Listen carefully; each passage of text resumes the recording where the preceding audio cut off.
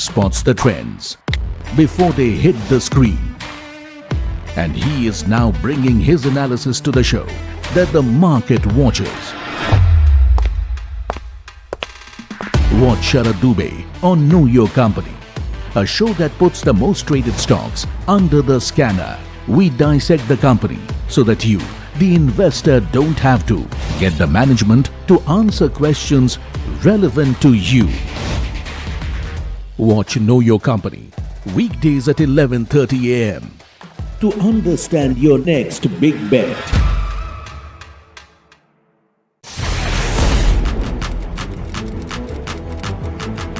When the headlines move fast, perspective matters. On Editor's Cut, our editors come together with experts to distill the week's information plates into clear perspective. Down the stories shaping the world, from markets and the economy to global conflicts and what lies ahead. This is where experience meets insight.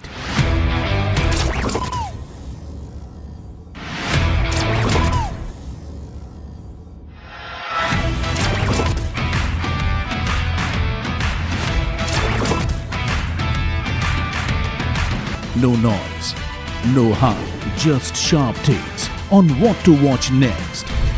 Editor's Cut, every Friday, 3:30 p.m. only on NDTV Profit.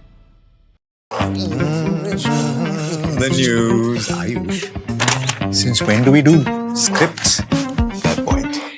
Picture this. The biggest stage.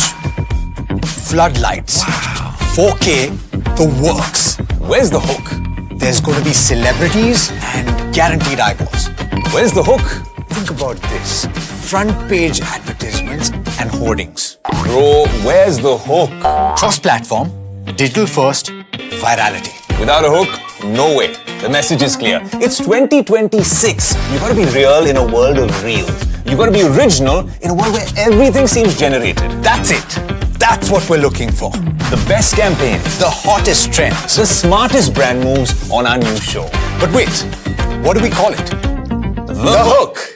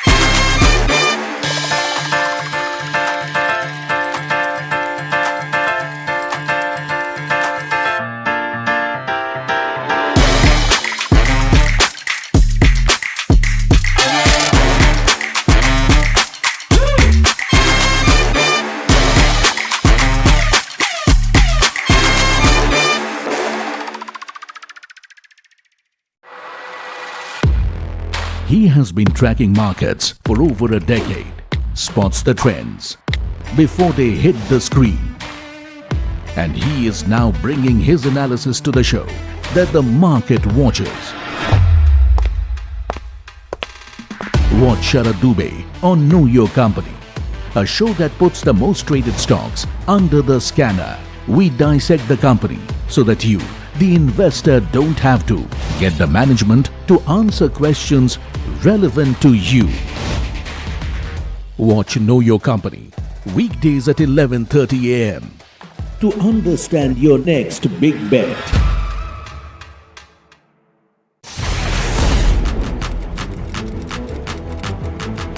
When the headlines move fast, perspective.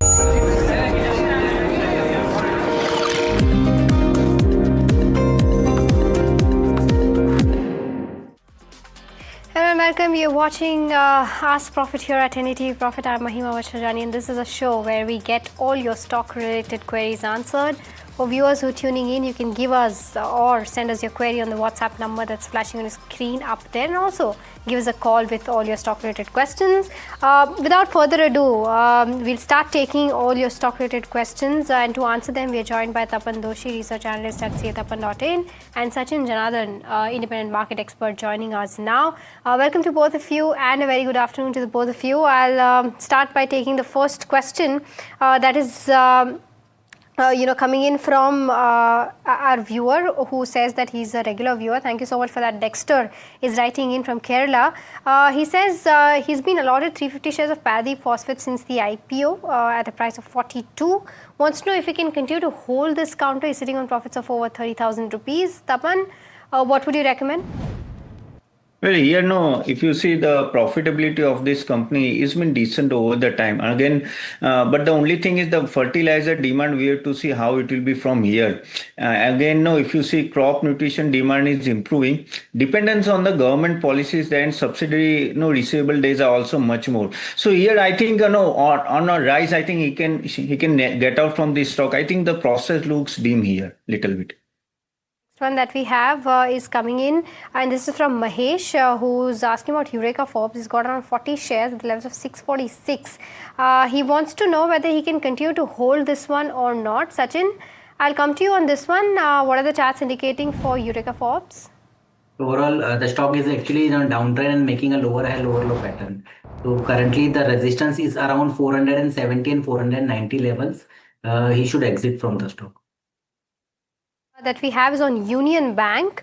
This is from Maheshwar, who's writing us from Hyderabad. He's bought it at the levels of 50 rupees, he's saying. So he's sitting on significant profits, though he's not mentioned the quantity. But he wants to now know whether to hold or sell. Sachin, do you think charts are constructive enough to continue to hold to see further profits? So this is actually a disclaimer. This is one of the favorite stock of mine, and the trend is up on all the time frames, daily, weekly, and monthly time frames. So we are looking out. This stock can reach again 200 levels and 205 levels. So he can hold. There is no problem. Okay, all right. The next one that we have is on Vedanta. I mean, we're getting a lot of questions on the newly demerged listed entries of Vedanta, and this one is on Vedanta Aluminium as well as. In fact, all of these, and MM Kapoor from Lucknow wants to know that he's been allocated, shares of all of these demerged listed entities, and what should he do next? What should be his course of action? Tapan, your view on this one? So out of these 5 entities, I think the weakest is Vedanta Iron and Steel. However, if he wants to, I think Vedanta Aluminium and Vedanta looks good. Vedanta Power maybe go up slowly and gradually. We have to see the next quarter. And I think the last one is Vedanta Oil. That is also, I'm not too much sure. But I'm positive on 2 stocks, Vedanta and Vedanta Aluminium. Okay, the next one that we have is on Keynes Tech. This is from our viewer who's holding it since the levels of 3060. And he's holding 26 shares. Wants to know if at the current market price, averaging out makes sense or not. Sachin, your view on the charts for Keynes Tech? So I will refrain from basically averaging, because the stock is in a downtrend and making a lower high, lower low pattern. If right now he is in a profit, he should book the profits and exit the stock. The next one is from Ishwar, who's writing us from Kolkata. From a long-term perspective, he wants to know if it's a good idea to invest in an auto, ag and pharma or hospital sector. Tapan, both of these sectors have been doing very well. Plus, pharma has rallied quite a bit. Do you think it makes sense to enter in any of the counters in this space? And if any particular name that you like? So I think both the sector is good. Auto, I think demand will be picking up as now the deal is already signed on the geopolitical crisis level, and now oil is going down. So if you want to buy now, I think M&M is a good level to enter for long term, and also TVS Motor. I think these 2 stocks you can go for auto. And regarding pharma, yes, I'm very much bullish on that. I think weak currency also helping pharma, and overall export is also going on. There I will go for Lupin and Cipla. Okay, all right. I think we've got our caller who's waiting by. Mohan is calling us from Mysore. Mohan, a very good afternoon to you. Go ahead, ask your question. Very good afternoon. I just want to buy, can I buy Sirma SES technology for long-term perspective? Okay, Mohan, got your question. Tapan, do you think Sirma SDS is the right pick in the EMS space right now? It's a good stock, only the valuation is on a higher side. If you see over EMS outsourcing accelerating, again, no, next year revenue growth looks strong, capacity expansion is there. The only thing is we have to see the working capital cycle, how it is spending on. But yes, I'm positive on this, but it should be in SIP manner, do not buy in one go. The next one that we have is on Bank of Maharashtra. Divya is holding 300 shares at the levels of 79 rupees. She wants to know as to when can she exit because she's sitting on profits now. Sachin, yet another counter that has been traders' favorite. Do you think it's still a good hold? Again, disclaimer, this is one of my favorite stock. Yeah. And even I am holding this stock from 20 levels basically. So overall, the trend is good, structure is good. A small hurdle of around 96 and 97 levels are there. If that is through, then we can see 150 and 200 as well. So I think holding is a good strategy for this stock. The next one that we have is on Bandhan Bank. Yet again a short-term query, and I'm sure that Sachin, this should also be on your radar because this is also very recently broken its long-term resistance. Our viewer wants a view from a 6 months perspective.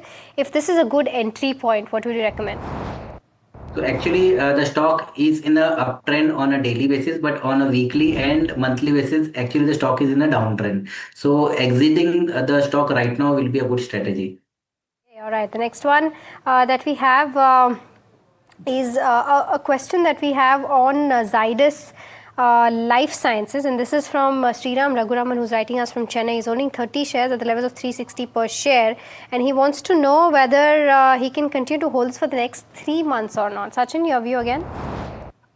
So on all the 3 time frames, daily, weekly and monthly, the trend is very much strong. Structure is also good. He can hold, there is no problem. The next one that we have is on tech stocks. Our viewer Narsima Reddy from Hyderabad wants to know as to if he wants to invest in any tech stocks right now, which one would that be? Tapan, first thing, would you recommend that one? Because I think yesterday, if I'm not wrong, when we were speaking to a technical analyst, Gautam, he said that now IT seems to be bottoming out. And do you think technically also it's the right time to enter, considering that valuations have become quite comfortable? Well, honestly, for the long term, if I want to say for next year, still I am not bullish on IT because a lot many other sectors are doing well. So focusing on that, but I think the margin will be an issue. Still, the revenue guidance are not up to the mark. Then also, if he wants to venture, I think Coforge is the only one stock, and maybe Persistent. These are the two. I feel that they are much better placed than other stocks. All right, okay. So that's the view coming in on the IT space. But with that, viewers, it's time to step into a short break. But don't go anywhere. We'll be taking up more questions on the other side.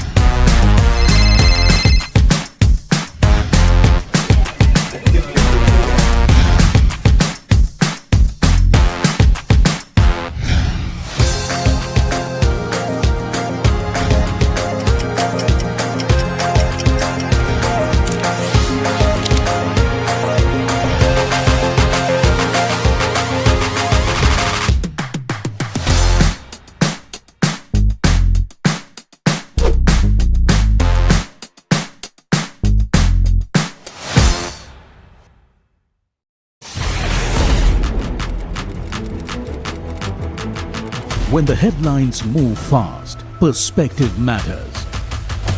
On Editor's Cut, our editors come together with experts to distill the week's information blitz into clear perspective. Down the stories shaping the world, from markets and the economy to global conflicts and what lies ahead. This is where experience meets insight.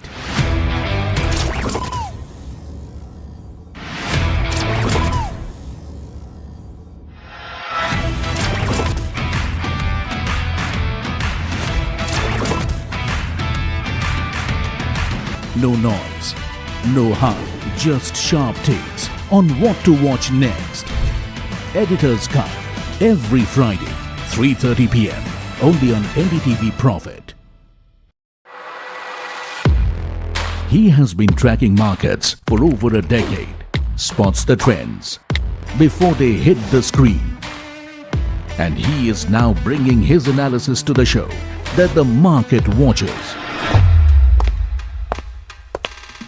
Watch Sharad Dubey on Know Your Company, a show that puts the most traded stocks under the scanner.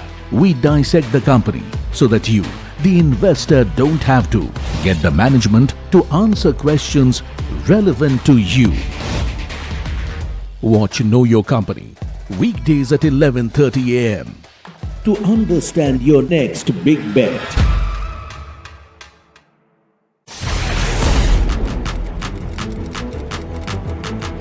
When the headlines move fast, perspective matters. On Editor's Cut, our editors come together with experts to distill the week's information blitz into clear perspective. Down the stories shaping the world, from markets and the economy to global conflicts and what lies ahead. This is where experience meets insight.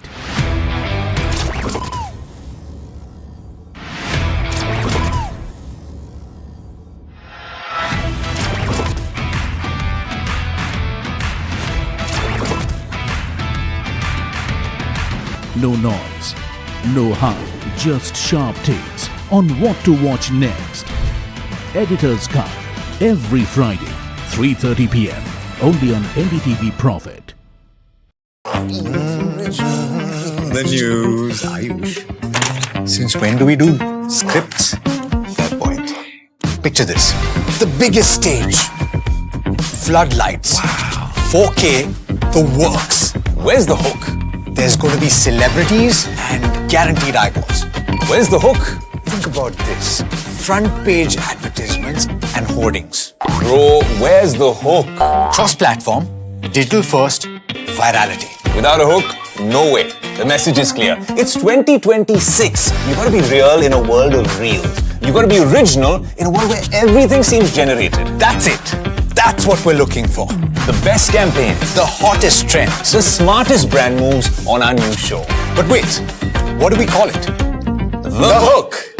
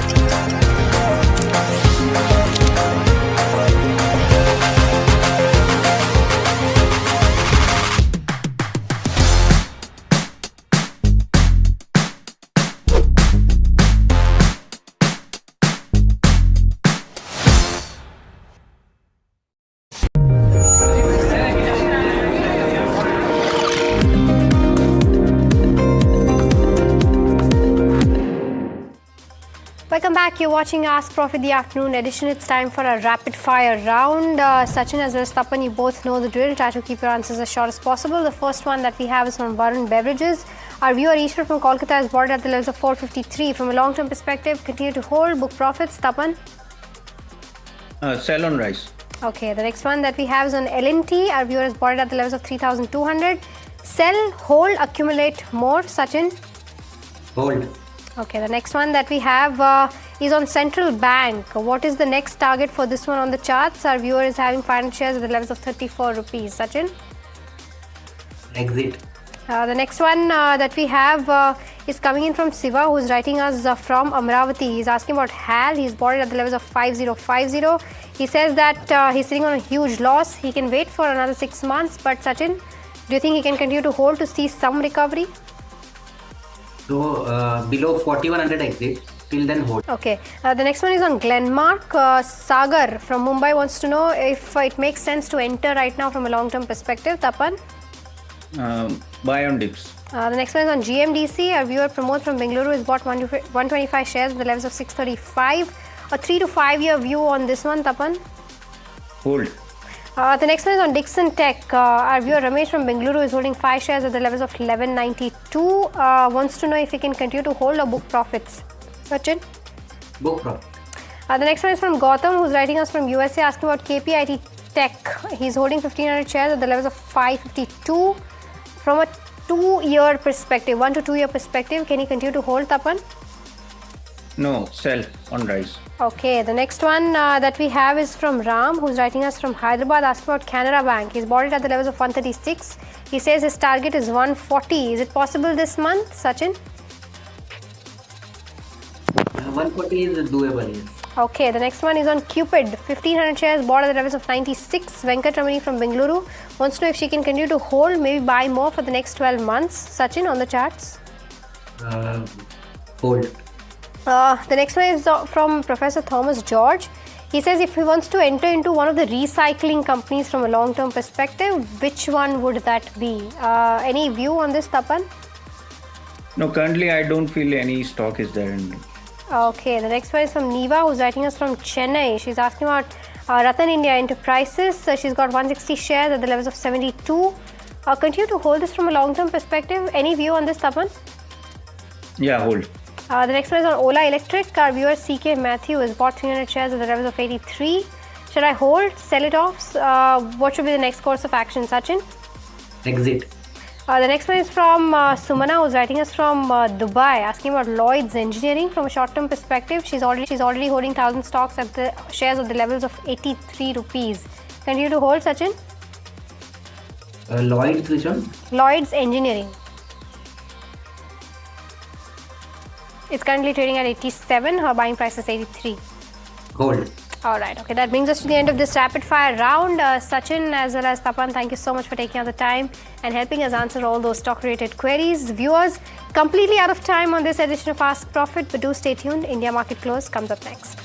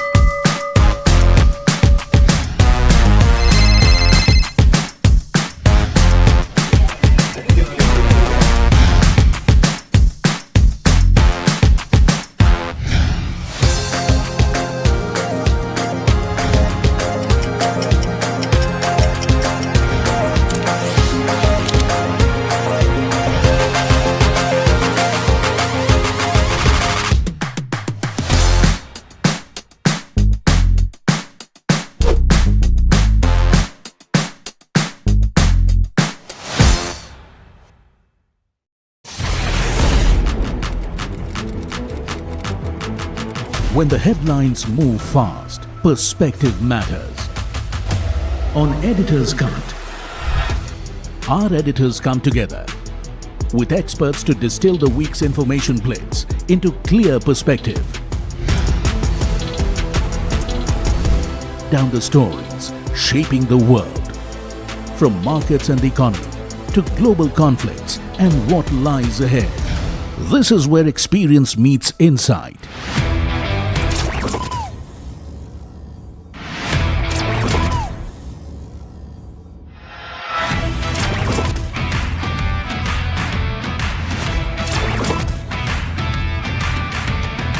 No noise, no hype, just sharp takes on what to watch next. Editor's Cut, every Friday, 3:30 p.m. only on NDTV Profit. He has been tracking markets for over a decade, spots the trends before they hit the screen. And he is now bringing his analysis to the show that the market watches. Watch Sharad Dubey on Know Your Company, a show that puts the most traded stocks under the scanner. We dissect the company so that you, the investor, don't have to get the management to answer questions relevant to you. Watch Know Your Company weekdays at 11:30 a.m. to understand your next big bet.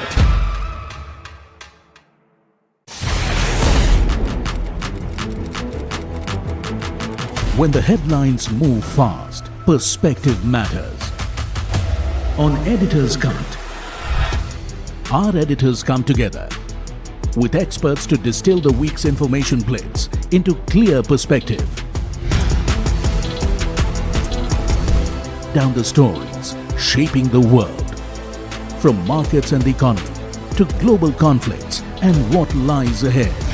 This is where experience meets insight.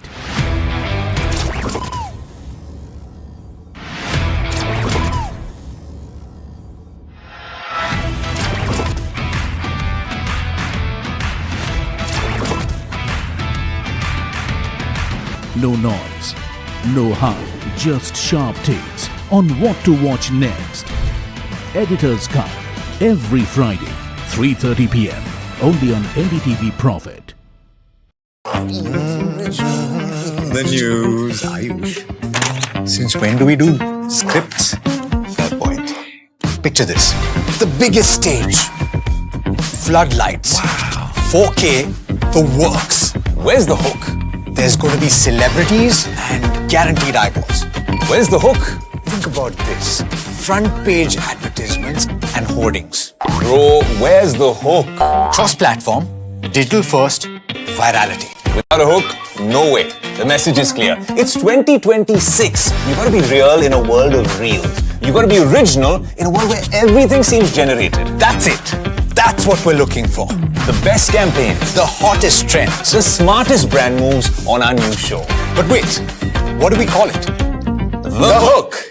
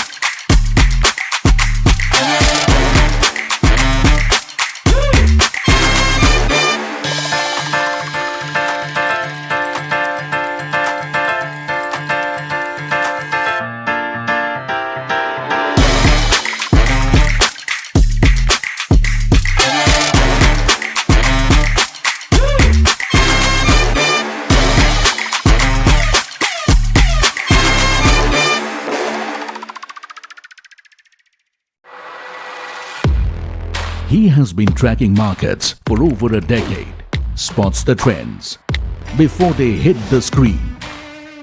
And he is now bringing his analysis to the show that the market watches. Watch Sharad Dubey on Know Your Company, a show that puts the most traded stocks under the scanner. we dissect the company so that you, the investor, don't have to get the management to answer questions relevant to you. Watch Know Your Company.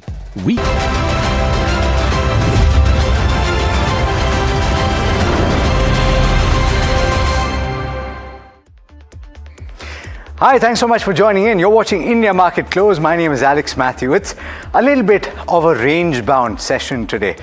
You have gains of just about 0.2%. We're holding above 24,000. Remember that this is a very critical resistance level that was taken out today. It was tested yesterday and we failed to hold on to that mark at the end of trade, even though there was a little bit of a recovery.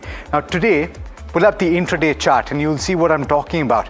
It's pretty range bound. Yesterday, you had a 125 point range, and from the bottom to the top, it's not a very wide range today either. It's actually not very significant, and we've failed to hold on to those higher gains. In fact, at this moment, you're heading a little lower. So pull up the heat map for the Nifty 50 and see what's moving in trade today. And it is more or less even Stevens between the gainers and the losers, and you will notice a few names that stand out with regard to those that are moving on the downside as well as on the upside. Trent is doing okay. There are a couple of brokerage notes that have come through. Things are looking slightly better. We'll come to that in just a bit, but the top gainer on the Nifty 50 followed by Hindalco, a little bit of a bounce back. Remember that the metal pack has been under a tad bit of pressure, and this may be some amount of buying that's coming in from those lower levels. Eternal doing okay, BEL, Tata Steel. So the metal pack recovering some of its lost mojo.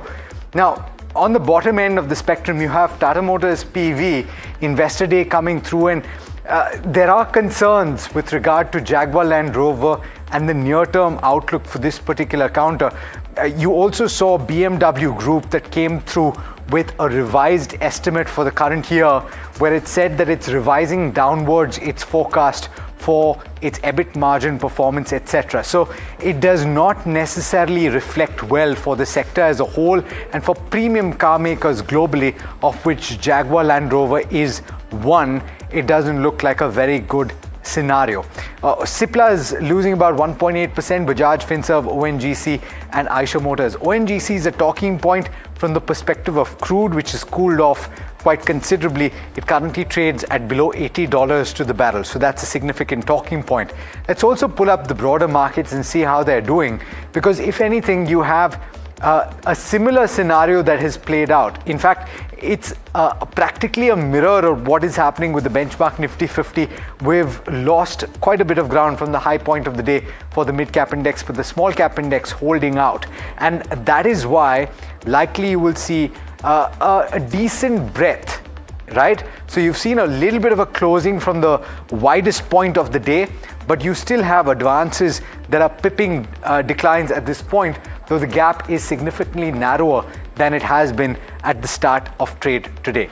So pull up the sectoral indices just to close things out, and then we'll take you through the key talking points today. You have India Defense, that is the top gainer in trade today. The PSU banking pack is looking okay, up about 1.6%. Metal has come back, and I'd be curious to look at the intraday. We'll come to that in just a bit. IT is up about 0.7%. Consumption is okay. And on the losing end, you have auto that's underperforming. A large part of this will likely be on account of Tata Motors PV, which is losing considerable amount of ground, and realty. This is another talking point actually, because you will have heard earlier today, we spoke about this. The municipal corporation in Mumbai has announced measures to protect the water reserves in the city, which have slipped to critical levels. 10% is where it stands right now, and as a result of which the use of water for construction activity has been restricted. So pull up the constituents of the realty index and you will see that those that are based in Mumbai are the ones that are losing ground. So you have Lodha, you have Godrej Properties that's losing ground, you have Oberoi Realty that's losing ground as well. Raymond down about 1/3% or thereabouts. DLF is down about 1.2% as well. Pull up the intraday for the metal index as well, because it's rebounded today up about 0.8%, and it's a pretty sharp rebound from the low point of the day. 0.8% higher. Hindalco now trading with gains, so that's certainly something to watch out for. What are the key talking points today? The Nifty gaining now for a fourth consecutive session. Of course, narrow gains, but now those gains are taking us above that 24,000 mark. Gains of nearly 900 points in 4 sessions. The market's immediate focus remains on the 24,000 to 24,100 zone. Remember yesterday's session and today's session, what I said at the start is that the range has been pretty narrow. This is a pretty significant or critical resistance area. A decisive breakout above this range could trigger the next leg of the rally towards 24,500. Now 23,900 to 23,800 is the immediate support that you should watch out for, and 23,650 to 23,600 is the immediate support, as beyond that as well is a stronger support. Now Nifty Bank has outperformed the benchmark largely in the recent past. Gains are now for a 5th session in a row. The resistance is pegged at 57,600 to 800, and that is the immediate hurdle for this banking index. Above 57,800, the target could extend to 58,500. The support for this index is pegged at 56,800 to 56,700. We've got Nirav Ashar joining us on the program. Nirav, good afternoon, and thanks so much for taking the time. What is your perspective broadly? And before we get into individual names and sectors, the mood is positive. The macro setup is already looking significantly better. The rupee has recovered from those 97 levels, heading towards 94. So a lot of factors are playing in favor of the Nifty 50, certainly, and for the equity markets in India. What is your perspective? Good afternoon, and thank you for the invite. Definitely agree with you, because the sentiment has improved vastly, and we have seen, of course, as we pointed out earlier also, that the crude oil continues to be the sore point which is impacting the markets, because we are dependent on crude oil imports to a very large extent, and with the correction in the crude oil prices, definitely it augurs well for the economy, because we've seen a sharp correction in the crude oil prices. After that, we've seen the volatility index come down. We've seen the 10-year benchmark bond yield stabilize. The volatility index has come down. So we've seen a positive impact of that on the currency as well. So I think all this augurs well, and a lot of sectors have started showing signs of improvement. We've seen a lot of sectors which are dependent on crude sensitive sectors do well in trade, which includes the oil marketing companies or the auto sector, auto ancillaries. We have tires, paints, textiles, etc. So overall, I think it's a positive impact, but now I think the markets will consolidate a bit, be in a wait and watch mode, and then move forward. Specifically, so you've named a number of sectors, but in your pecking order, Nirav, individual stocks that you find are attractive at this moment based on something that you've come across fundamentally. For example, yesterday we had an exclusive story on Dixon Tech with regard to the Vivo joint venture, and it's a stock that is gained about 2.5-3% in trade yesterday. It's up about 4.5% in trade today. So something like that you're looking at that is positive. Well, I think it's a kind of a revival story as far as Dixon is concerned, but still I think the valuations are still on the higher side, so they are looking stretched as far as these EMS sector companies are concerned. So would like to stay away from that, but I think there are sectors which are looking very, very compelling. So I think in the current trend, of course, we have power companies which are likely to do very well. The entire power ecosystem is buzzing quite well. We have a strong demand ahead of us as far as the power sector is concerned.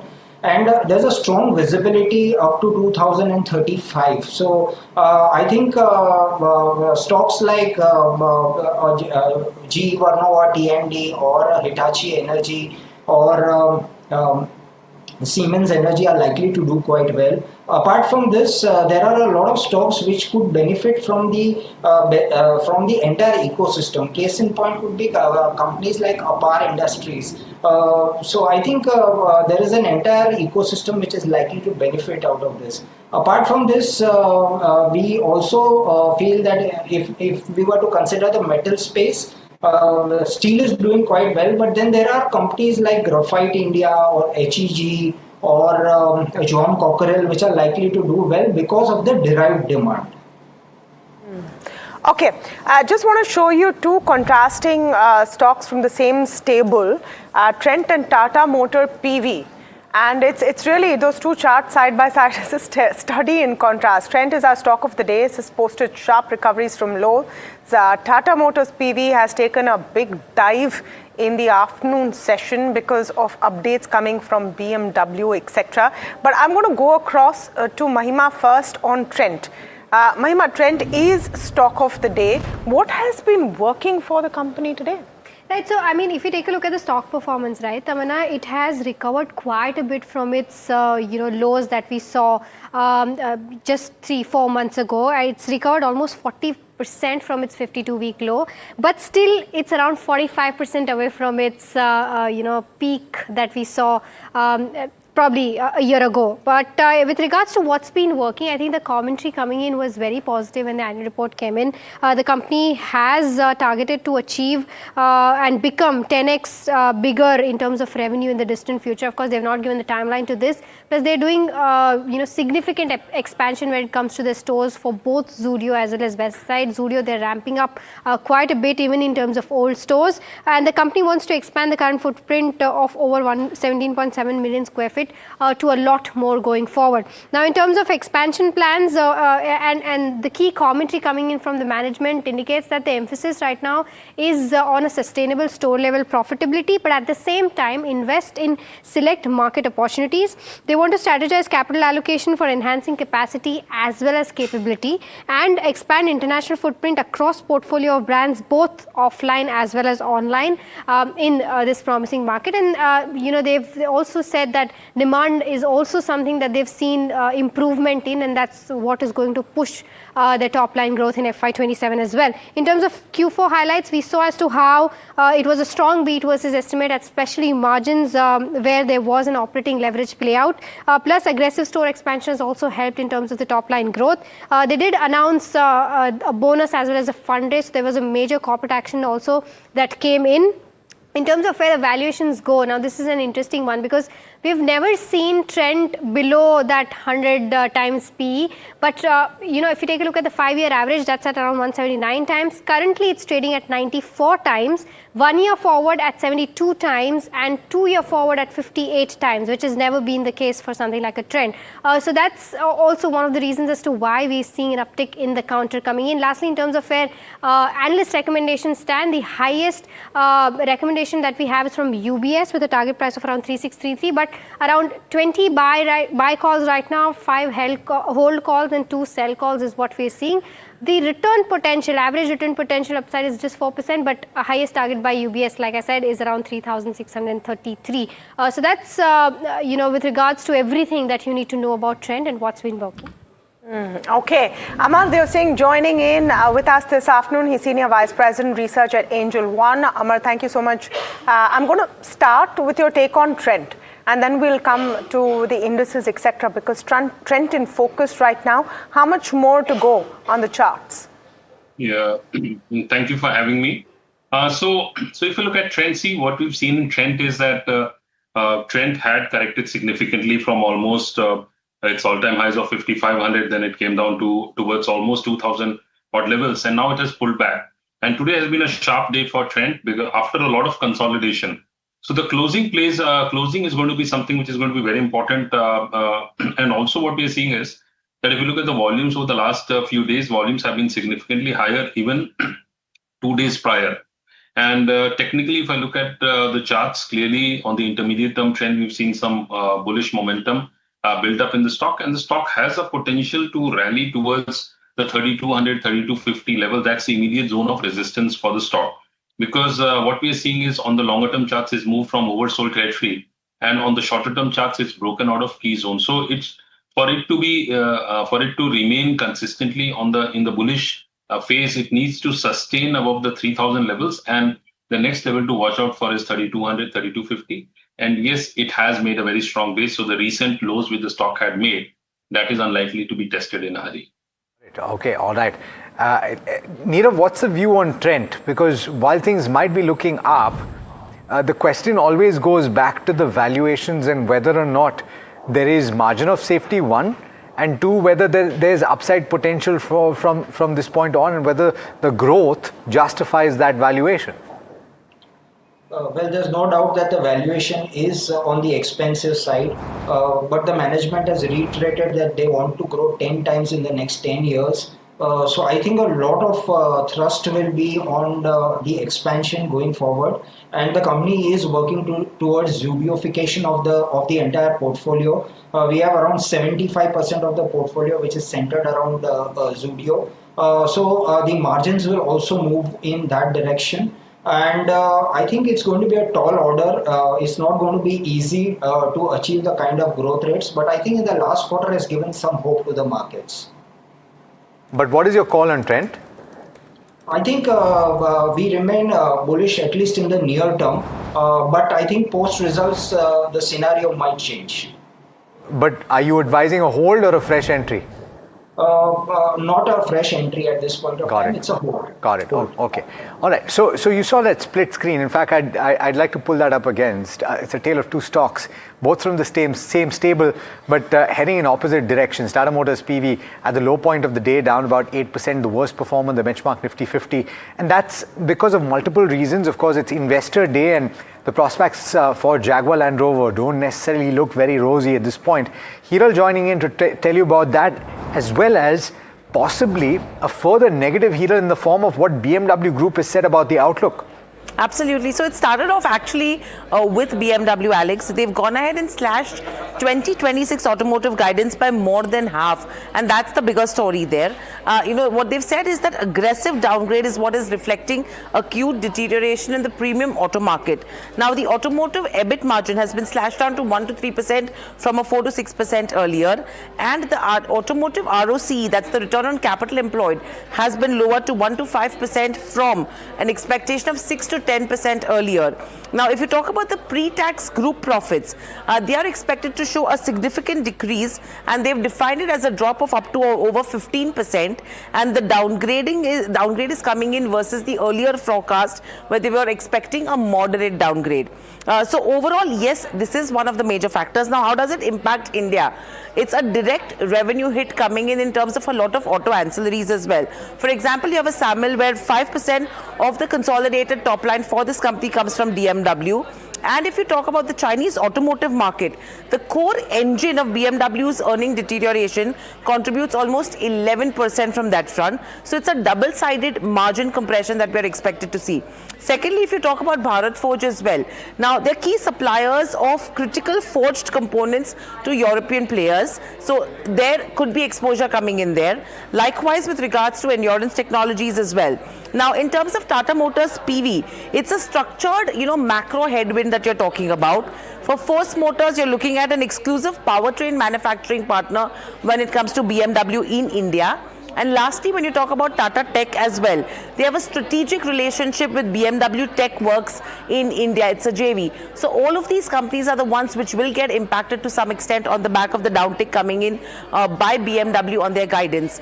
Now, specifically when you talk about Tata Motors as well, one, we spoke about the BMW guidance. Now, secondly, the competition is what is worsening in China, is what BMW has indicated. And as we know, for JLR, 16% of the sales come in from China. In fact, in terms of the investor day as well, their EBIT margin guidance is coming at 4%, which is lower than what the street was estimating. And they've said that OCF break-even, that will come in terms of FY27 instead of the operating cash flow, while the free cash flow is something that they would be watching out for. In fact, the free cash flow break-even by FY27 is going to look difficult at a 4% margin guidance. This is what the analysts were expecting. So, double whammy right now when you talk about a Tata Motors PV, mainly on a BMW cutting guidance and what they've said in terms of JLR. and what's happening with the Chinese demand. Thank you for that, Hiral. That's fairly comprehensive. My sense is that you're not going to see that impact only on a Tata Motors PV beyond a point, but there's a direct impact about JLR as well. Nirav, we talked in detail about Trent. What's the take on Tata Motors passenger vehicle company? Well, I think it's going to be a challenging time considering the fact that the EBIT guidance has been lowered and it's at 4%, and basically with the cash flow being under constraint, definitely in the near term we are going to face a struggle as far as the company is concerned, as well as the auto ancillary makers. And Amar, what about you? How are you looking at Tata Motors PV? Any opportunity there on the charts as you're seeing that dip? Yeah, I would say that, one thing is very clear that the upside seems to be capped for the stock. So that is very clear on the chart. So it seems that it isn't going to breach the 400 level in the near future.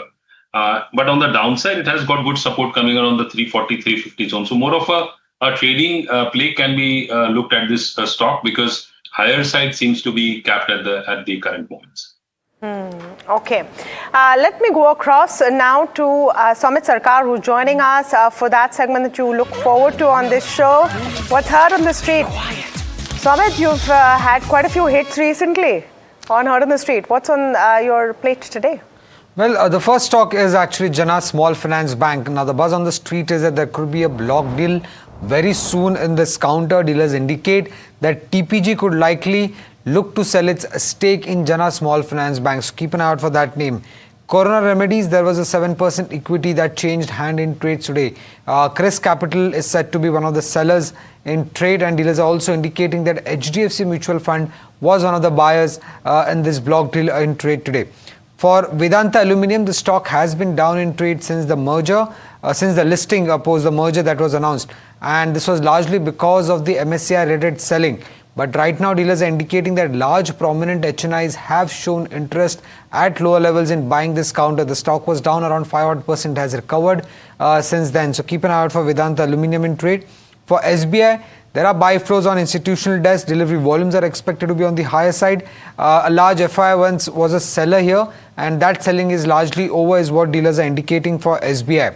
And lastly, for Jaiswal Neco, there are buy flows on the large HNI and PMS desk. Dealers are expecting a positive news flow very soon in this counter. Okay, Jaiswal Neco also in focus. But Amar, I want to come to you on some of the picks that you're seeing today among the crude sensitives. We've seen Interglobe, for example, doing fairly well through the day. Is that something where you see more traction coming in? Would you be looking at any of the paint companies, any of the OMCs?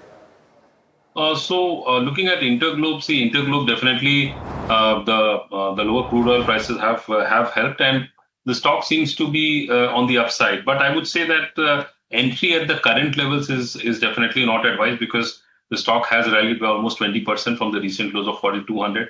Currently, it's around the 4,900 level. Here, we could witness some sort of profit booking in the stock. So I would say rather stay away from the stock at the current levels. Those who are long, they can look at booking profits. Looking at the other stocks, BPCL also, we are seeing some sort of profit booking coming in, because for BPCL to witness any significant rally, it needs to sustain above the 320, 325 level. It's inching around 320 odd levels. So I would say these are levels where these stocks could meet with some sort of profit booking. So you need to be careful at entry at the current levels.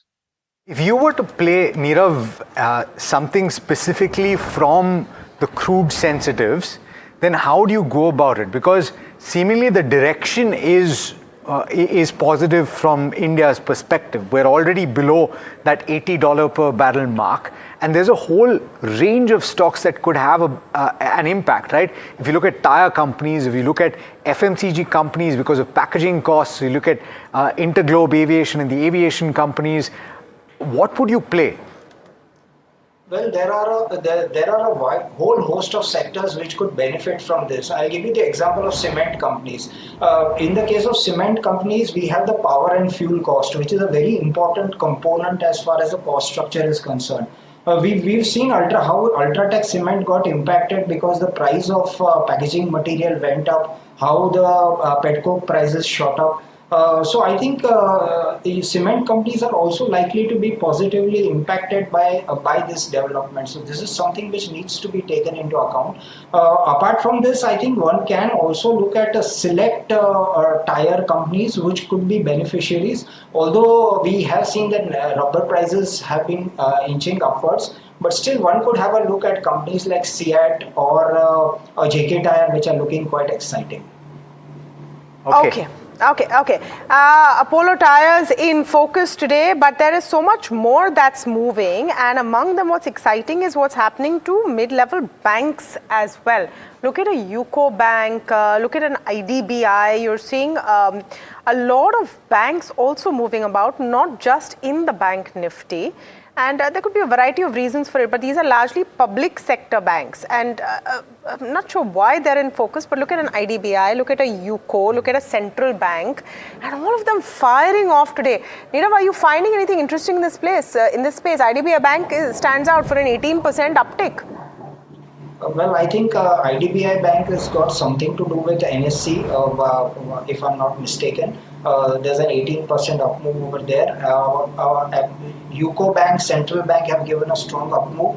But qualitatively, I would like to look at a Canara Bank, Bank of Baroda, in particular Bank of Maharashtra and Union Bank of India.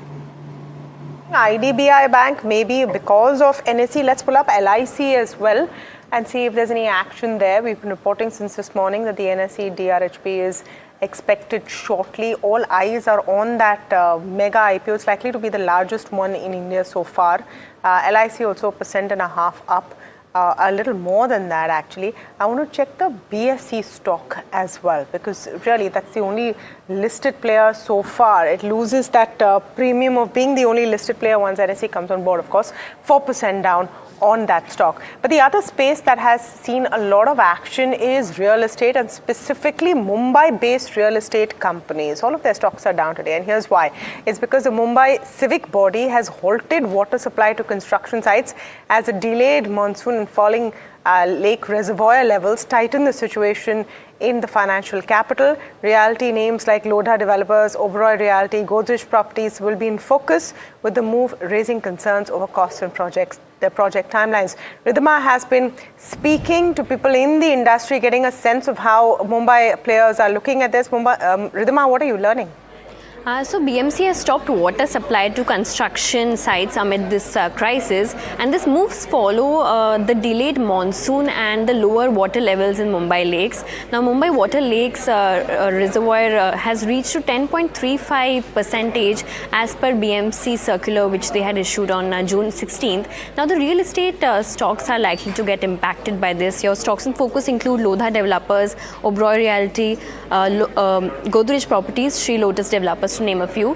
Now real estate developers say that the impact will be seen if this issue of water cut goes beyond 15 days. They say that the construction cost might rise by 5 to 10%, and they may have to resort to other alternative ways to get more water, which will impact their costs. And they also say that the EBITDA impact could be of 4 to 5%, and they say that short-term impact will be manageable if monsoon hits early, but a prolonged water shortage could impact project timeline, costs and the margins. Now we see that real estate sector has been facing pressure since the war began. Firstly, they were also facing issue of the migration of labor during the election period, which had caused project timeline issues, and then with the rise of cement price and tile prices, it had faced impact on the input costs. Now let's see how this situation pans up and when the monsoons actually arrive in Mumbai. All right, thanks so much, Ridhima, for that. By the way, I was just taking a look at IDBI Bank's stake in NSE, and at this juncture, seemingly they do not have stake in NSE. They had a residual stake of less than 1% in September of 2020, which they exited. So, Nirav, it's not the stake in NSE that is causing this up move. Perhaps, if anything, there might be something to do with divestment, but we'll have to get that checked.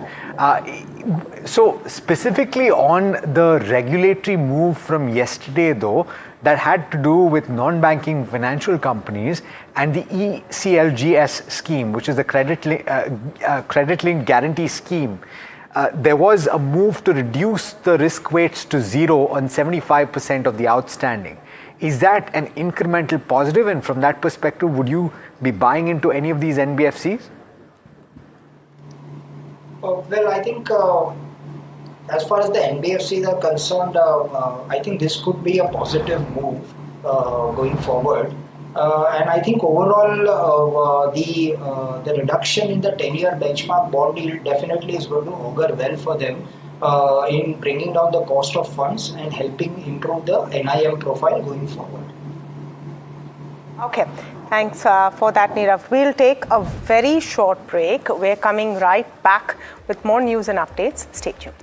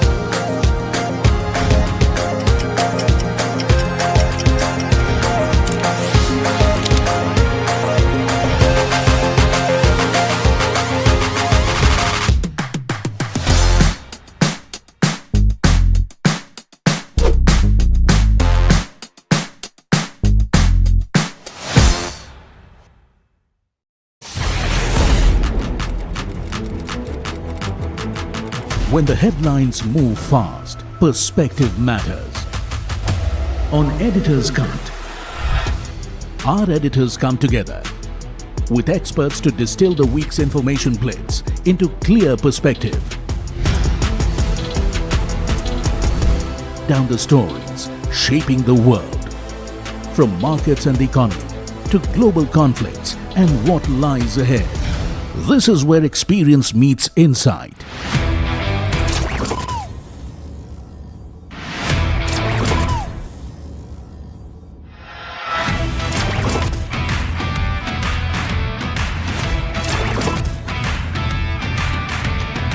No noise, no hype, just sharp takes on what to watch next. Editor's Cut, every Friday, 3:30 p.m. only on NDTV Profit. He has been tracking markets for over a decade, spots the trends before they hit the screen. And he is now bringing his analysis to the show that the market watches. Watch Sharad Dubey on Know Your Company, a show that puts the most traded stocks under the scanner. We dissect the company so that you, the investor, don't have to get the management to answer questions relevant to you. Watch Know Your Company weekdays at 11:30 a.m. to understand your next big bet.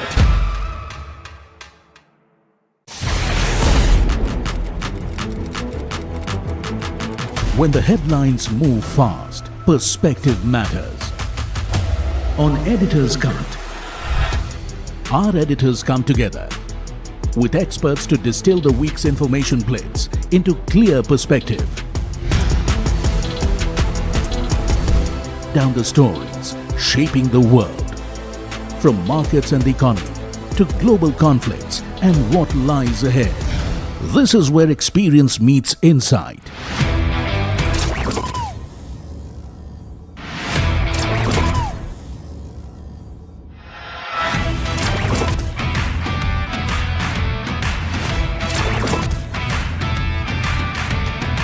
No noise, no hype, just sharp takes on what to watch next.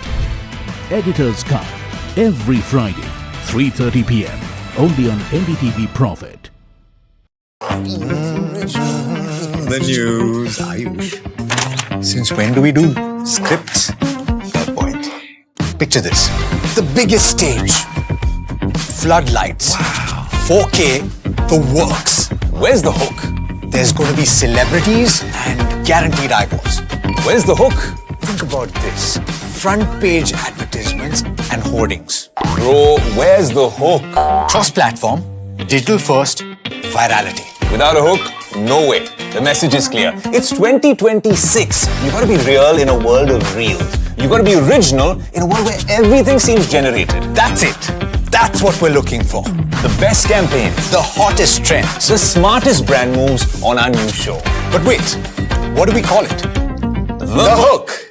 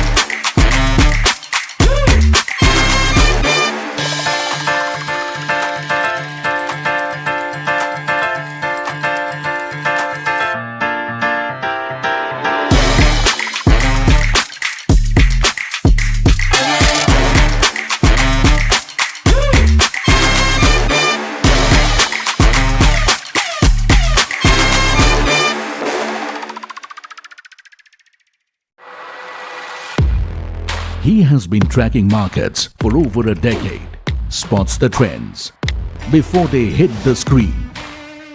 And he is now bringing his analysis to the show that the market watches. Watch Sharad Dubey on Know Your Company, a show that puts the most traded stocks under the scanner. We dissect the company so that you, the investor, don't have to get the management to answer questions relevant to you. Watch Know Your Company weekdays at 11:30 a.m. to understand your next big bet.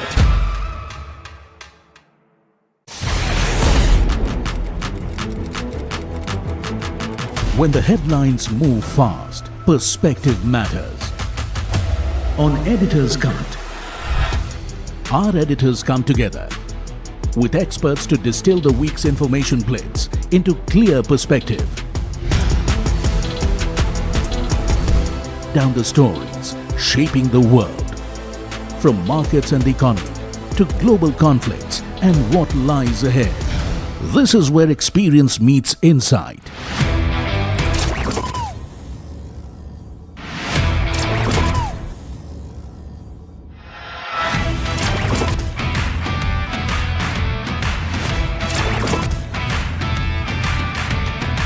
No noise, no hype, just sharp takes on what to watch next. Editor's Cut, every Friday, 3:30 p.m. only on NDTV Profit. The news, Ayush. Since when do we do scripts? Fair point. Picture this. The biggest stage. Floodlights. Wow. 4K, the works. Where's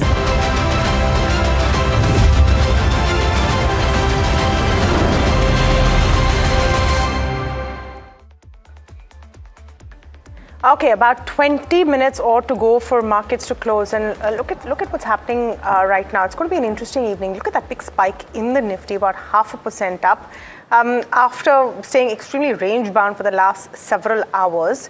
And so what's happening this evening after market close? A couple of things to watch out for. That Prime Minister Modi and Trump meet is crucial. You're going to hear from the Fed chair, the new Fed chair, Kevin Walsh. The policy will be out tonight as well. All of these need to be kept a close eye on. But talking about the geopolitical event and that big meeting, Prime Minister Modi and US President Donald Trump will see interacting at the G7 summit in Evian, France. This is the first meeting between the two leaders in 16 months. The two leaders are scheduled to hold a bilateral meeting today at the sidelines of the summit. My colleague Vishnu Shom is joining us from Evian in France. He will be covering that meeting and he'll be telling us what's on the agenda. Well, in just a couple of hours from now, the big India focus as far as G7 is concerned, a meeting between Prime Minister Narendra Modi and the US President Donald Trump. It's a meeting which comes after a year. It comes at a time when both India and America are looking to get the trade deal between the two countries operationalized. There's apparently very little that needs to be done to get things underway. That's important because these have been negotiations which have gone on for a couple of years. The United States has made it very clear that they want to fix the equation with India. The US Secretary of State Marco Rubio was in India recently. The camaraderie between Donald Trump and Prime Minister Modi is well known. Even yesterday, there was the element of cordiality between the two leaders. But the 40-45 minute meeting today is important, and many people would want to know whether the issue of mariners, the death of 3 Indian sailors recently in the Strait of Hormuz after their ship was attacked by US forces, is something that will come up. It certainly had very strong reactions back home. The Prime Minister yesterday, to a broader gathering, had spoken about the importance of safety of international mariners in international waterways. So that, of course, is an India concern as well. But there are many other aspects of the relationship that both sides would like to look at. Besides the trade deal, there's the defense equation between both sides. There's the entire issue of visas as well. And so I think that meeting is going to be absolutely critical. It's also going to be essentially the last part of the Prime Minister's meetings over here at the G7. He's been meeting several other leaders for bilateral meetings, the German leader, the UAE leader, the meeting with the Canadian Prime Minister, where India and Canada appear to have fixed a troubled bilateral relationship to a large extent. But what will happen between Modi and Trump, we'll find out in the next couple of hours. Okay, all right. Thanks so much, Vishnu, for that. And we'll keep coming back to you for updates over the course of the evening, of course. Now, take a look at the equity markets and specifically the benchmark Nifty 50. You will notice that we're trading at very close to the high point of the day, 24,085. Remember, the high point of the day is above that 24,100 mark at 24,108. That 100 level is actually a decisive resistance that needs to be taken out for an up move to go beyond that point. And the broader market's also looking sanguine at this point, looking okay. You have the mid-cap index is gaining about 0.5%, 0.8% for the small-cap index, and you're seeing that spike across the board, in fact, at this juncture. Joining us on this leg of the show is Shivangi Sarda, Analyst Equity Derivatives and Technical at Motilal Oswal, as well as Deven Choksi, a Managing Director of DR Choksi Finserv Private Limited. Both of you, thank you so much for taking the time. Just specifically on the technicals first, and Deven, I'll come to you for a couple of stocks in particular that stand out today, but I want to get the technicals out of the way. We're seeing a late run today, and the range has been pretty narrow, as it was in yesterday's trade. But Shivangi, what are you looking at in terms of direction? Very good afternoon, Alex. Thank you for having me. We've seen that the indices have kind of moved in a very lackluster way in most part of the day, but slow and steady, there has been a good amount of buying that is visible. Now, there is some unwinding which can be seen at higher zones of the call writers, which is actually adding to the momentum in the index. But overall, we're looking at a positive take for the index and buy on decline to continue over here with the next levels of round about 24,400 odd marks for Nifty, with a support zone of 23,900 zones. Of course, we've seen Bank Nifty also outperform, and the adding to the private heavyweight banking names are also the financial and the NBFC stocks, which are adding flavor to the index, and we are expecting a good amount of up move here as well. Of course, this has been the major heavy lifters in this recent rally. So Bank Nifty would be a buy on decline as well, with the next targets of around about 58,000 immediately, and then 58,500 odd levels, with a support of 57,250 zone. Got it. All right. A number of pockets of strength in today's market. At the benchmark level, you may not be seeing the biggest move, but take a look at the defense pack. And this group of stocks is doing incredibly well in trade today. The defense index as a whole is gaining about 3.7% as I look at the screen right now. Paras Defense is roaring away with gains of about 18% or thereabouts. MTAR Tech is up in about 8%. Data Patterns, BDL, Garden Reach, the whole pack up over 4%. Cyan DLM, the one stock that is in that index that's losing about 0.7%. And consumer durables also as a pack doing well. The AC manufacturers, specifically Blue Star, as well as Voltas, doing well in trade today. And of course, the EMS players in the form of Dixon Tech looking good as well. Devin bhai, so from the cohort of stocks that I've spoken about, the defense pack and the AC manufacturers, are you liking anything from here? Well, Alex, I think most of the companies are definitely having a very strong tailwind because of the visibility of execution of large-sized orders that they have been receiving it. And nothing surprising though about it. Market has properly fully factored them into the outcome as well. So from a perspective of looking at 1 year forward earnings from most of the defense companies, including some of the EMS companies which are catering to the larger brands, I believe that more or less everything is in price. And today, once again, I think these defense companies, 7 except couple of them, are reasonably quoting at a valuation which is probably justified in this market. Unless market gives some meaningful correction at the lower levels, chasing them and probably I think just riding the momentum is not something which we like. We would like to buy something at a corrected levels. Defense pack is looking okay. Will you give the entire pack a miss right now, or are there still some opportunities that you might consider? No, I think some of the companies definitely remained very, very tempting. Also, say for example, HL. Okay. I think it looks quite convincing, I think, at current levels. They have got a visibility of order. They have missed the execution in the last quarter, but there is a risk, I think, which you carry for every single defense company. Here, at least the company is slightly corrected valuation. So at least you are relatively better off in case of they miss the execution targets. Shivangi, what do you say about the charts though? Because quite a few of these stocks are seeing pretty healthy up moves today. Most of them trading at the high point even as I speak to you right now. Absolutely. Defense has been very good, has seen a lot of good momentum right now, and a lot of catch-up rally can be seen in most of the defense counters. Of course, HAL has been one stock which is quite positive. And in fact, this is one of the portfolio stocks as well, but immediate basis, it's showing a lot of momentum as well. This could be considered as one of the BTST. And we're looking at the next targets of HAL of around about 4,600 immediately. Next up on my radar is BDL, which has also seen a lot of price volume surge here and should be kept on radar. This has actually recouped most of the losses of the last 3 weeks, and we're expecting a good comeback move here.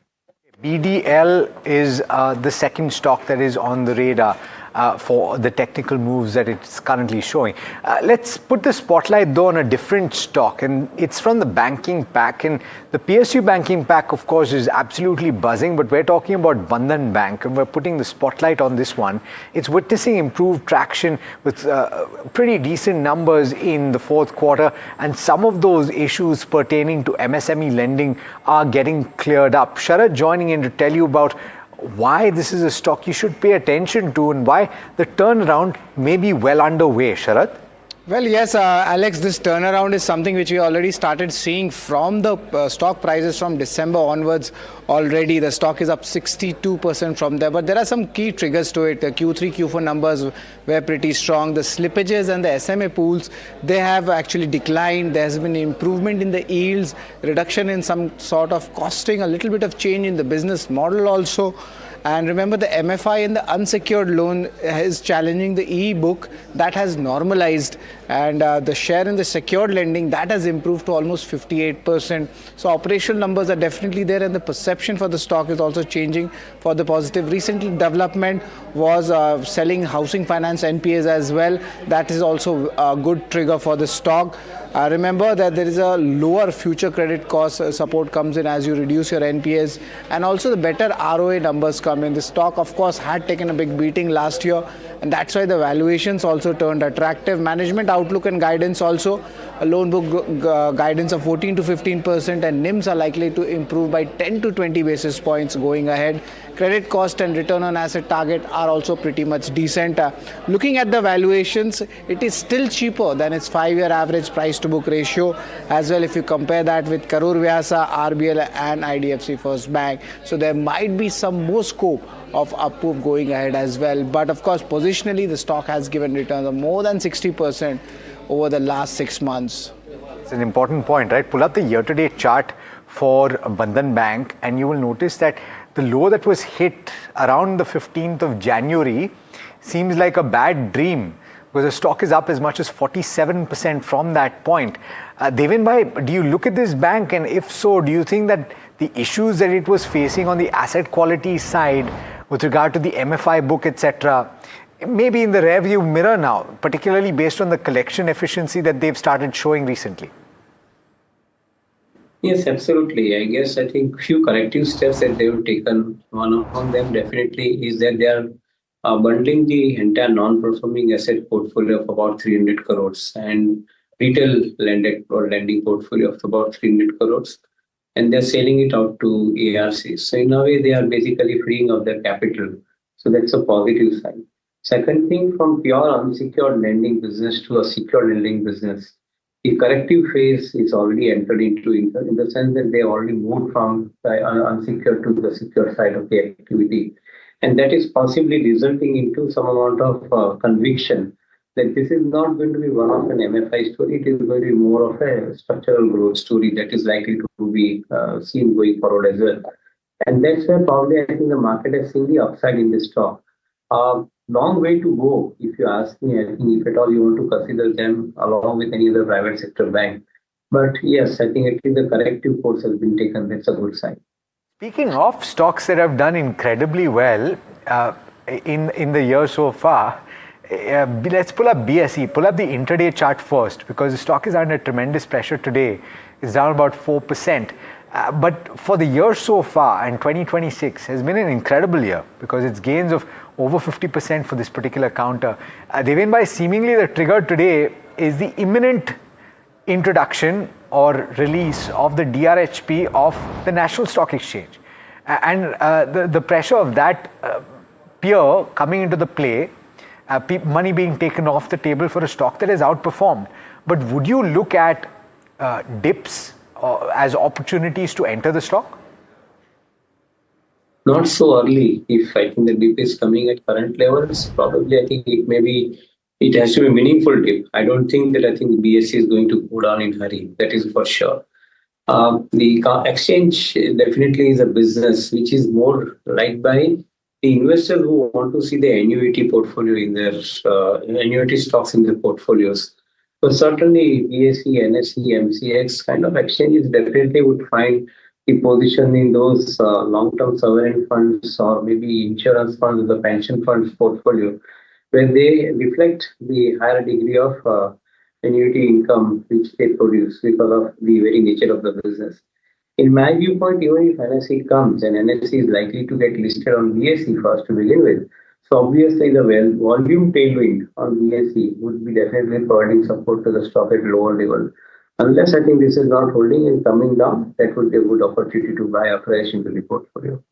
All right, so that's a view on BSE trading just shy of 4,000 at this stage, down about 4%. Now, from a global standpoint, one of the key events to look forward to later tonight is the outcome of the latest meeting of the Federal Reserve in the United States. It's important not from the perspective of the expectation of a change in rates, because there's widely expected to be no change, but more so because of the address by the new Fed chair, Kevin Warsh. Let's head across to Hiral to find out what's lined up today. Hiral? Absolutely. It's going to be an interesting one to watch out for, because yes, everyone knows that rates probably will be on hold. That's the expectation. But the focus is going to shift to the speech tonality as well. Now, Fed Chair Kevin Walsh, this is going to be his first FOMC meet and the first press conference from an incoming chair perspective. Let's look at the key expectations. They're likely to keep the policy rates on hold, as we said, and this is going to be the fourth consecutive meet where the policy rates will be on hold. The rates we are expecting is in that 3.5 to 3.75%. And what is interesting is that it is going to be a unanimous support. That is what is on the cards. Now, the committee will also likely drop its dovish or cutting bias. That is what is indicated so far. Now, let's quickly first understand what are the challenges that are being faced by Walsh as he's come in. First up, there is pressure from the White House in regards to where lowering rates goes. So he has to somewhere figure out how to meet with those expectations. Secondly, you're looking at higher inflation, which is resulting from the Middle Eastern crisis as well.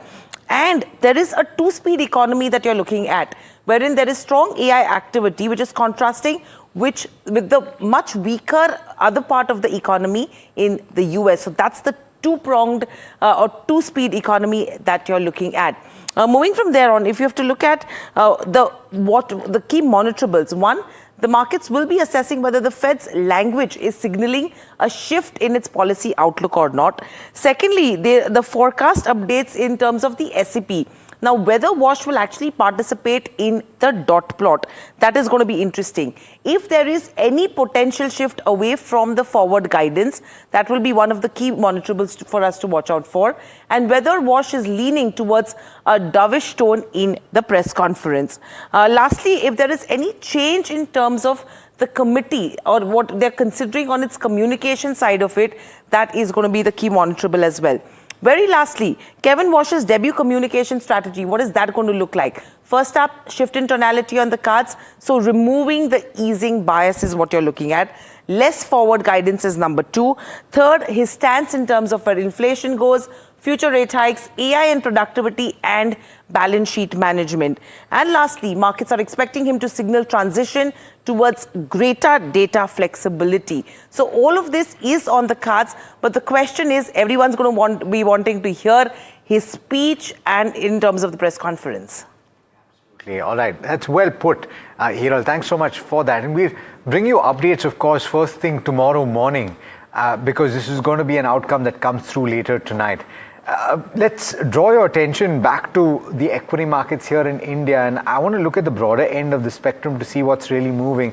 And there are few big movers, both on the losing end as well as on the gaining side. BSE, of course, we've already talked about, but a couple of other stocks that have gained in the recent past are losing ground. Fact, for one, fertilizers and chemicals, Travancore losing about 3% or thereabouts, Colgate Palmolive losing ground about 3% or so. You have Macrotech developers from the Realty Pack and a few other realty companies also losing ground. UCO Bank, IDBI Bank, and that entire public sector banking pack are some of the biggest gainers today. Schneider Electric continues to gain ground. In fact, this is a bit of a trend that seems to be forming. So in fact, this last stock, I would like to ask what the technical view is from Shivangi. Shivangi, Schneider Electric has been gaining for a few sessions in a row. If you managed to get it earlier, would you hold on to it? Would you get into it right now to ride that rally? Yes, Alex, looking at this structure, in fact, we've seen quite a lot of move recently. Overall, this stock has been one which has held on and it has shown, slow and gradual up move. Overall, if you look at the technical chart setup, I'm looking at, some upside potential left. But of course, volumes have been little shallow. So overall, one has to be careful while trading this one. I would recommend a strict stop loss while trading in this one, and we could look at a base of 1220 odd levels. The next resistances are placed at 1300 immediately and then 1350. Let's draw your attention to the IT index, and the IT index actually gaining ground in trade today, about 0.8% higher. It's building on the gains from yesterday, where HCL Tech, remember, was the top gainer for the Nifty 50. AI becoming core to Indian IT growth seemingly, with firms scaling investments and partnerships, but monetization remains a key challenge. Jasmeet joining in to tell you about more details here. Jasmeet, of course, that is the talk of the town with this Sarvam deal that HCL Tech led, the acquisition of over 10% stake, and we spoke with both Sarvam as well as HCL Tech. But what are you picking up about the sector as a whole? Well, Alex, thank you for that. I feel this is more of a AI catch-up than AI race. If you look at the current AI position of the IT companies, here's what all they're doing. While we see the overall pivot of AI moving from it's just being a pivot to actually being implied to the production, which is something which will be watched out going ahead. Further, AI is becoming a key talk of the town in terms of the strategies. The companies are aligning AI according to the overall company strategies and changing a lot of things based on the AI. Well, companies are looking at a two-way benefit from this particular acquisition, particular overall AI move. One is the internal benefits, what will help them increase the efficiency working, using AI in their day-to-day work tools, also putting out the AI for the enterprise adoption as well. Now, in terms of the overall focus shifting, as I said, from the pivot to the enterprise-wise, and to see how the development happens. Now, in terms of why am I calling it AI catch-up and not a AI race, is because overall Nifty IT after the Anthropic released its tool in the Feb 29th, we see the overall IT tumbling till 24%. On the other hand, Nasdaq 100, the tech giant, the tech stocks of the overall US, is seeing catching up and gained about 80%. So we do note that some people calling out an AI bubble, but India is still far away from the AI bubble altogether.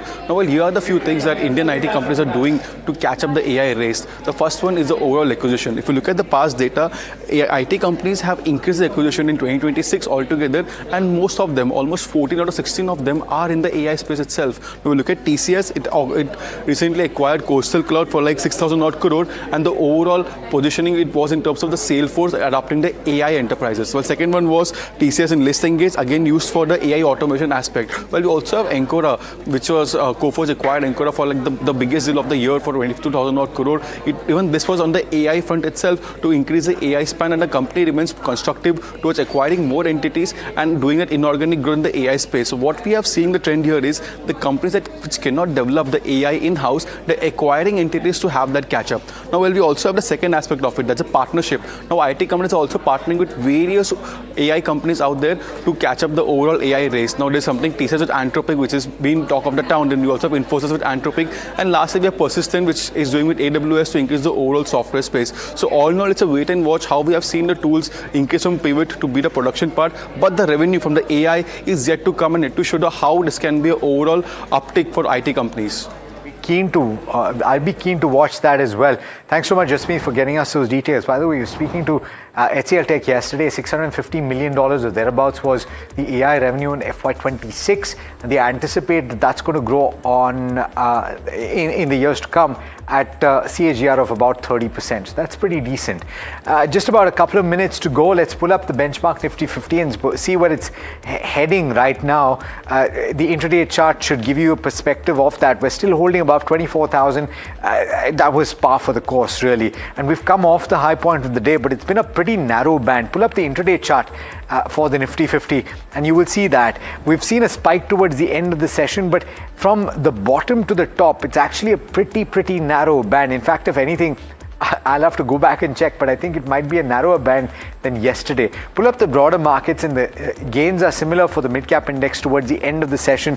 You see a pretty substantial up move, but gains of just about 0.5% or so. The small cap index has been the index with gains throughout the session today, and really that is reflective of the strength that you've seen in the broader markets in the recent past, and that continues from where we bounced from the lows at the end of March and the gains that you saw in April and May as well. So the small cap index likely ending with gains of about 0.75%. Pull up the advanced decline ratio, because this is going to give you a sense of how the breadth is moved through the day, and we do end with a gap between the advances and declines, but you will see that at the start of the session you had a wider gap between the advances and declines. That's actually closed towards the end of the session.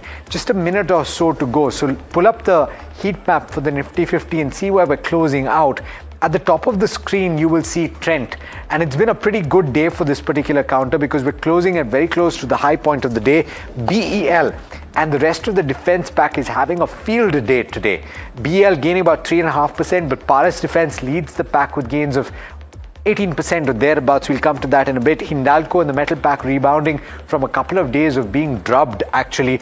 SBI Life, Eternal, as well as Tata Steel from the metal pack also doing okay. HDFC Life, but no real big heavyweights moving the ground. Of course, TCS is gaining about 1% or so. HDFC Bank just about flat. ICICI Bank as well, 0.2%. Reliance Industries will hover around the midpoint here, just about 0.3% higher, so not really moving the needle too much in trade today. What is losing ground is Tata Motors today, and really this is a story of Jaguar Land Rover and the prospects not looking particularly good for premium vehicles in the global setup, and that is reflective in the stock price movement in trade today as well. 8% or thereabouts on the lower end, just about a minute, and we're in fact closing out of on the market with gains of just about 1/3% or 1/4% for the Nifty 50. So you'll take that at this juncture.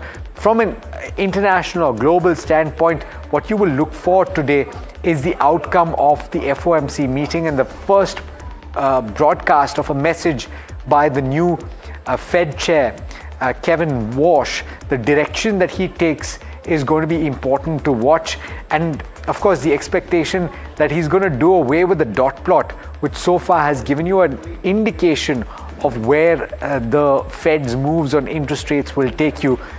That's something that's going to be very interesting to watch out for. It's been a decent day of trade, but that brings us to the end of this edition of India Market Close.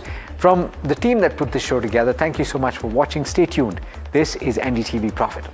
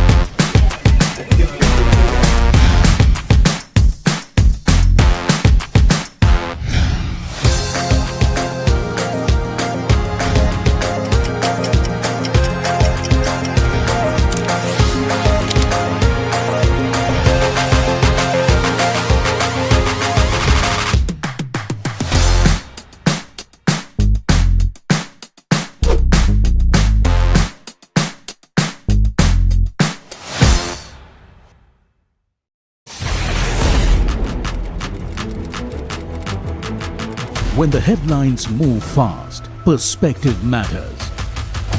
On Editor's Cut, our editors come together with experts to distill the week's information plates into clear perspective.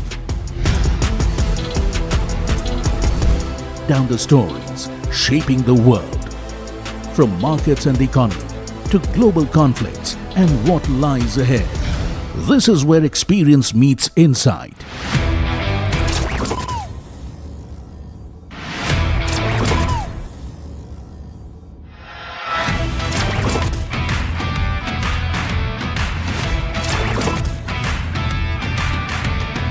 No noise, no hype, just sharp takes on what to watch next. Editor's Cut, every Friday, 3:30 p.m. only on NDTV Profit. He has been tracking markets for over a decade, spots the trends before they hit the screen. And he is now bringing his analysis to the show that the market watches. Watch Sharad Dubey on Know Your Company, a show that puts the most traded stocks under the scanner. We dissect the company so that you, the investor, don't have to get the management to answer questions relevant to you. Watch Know Your Company weekdays at 11:30 a.m. to understand your next big bet.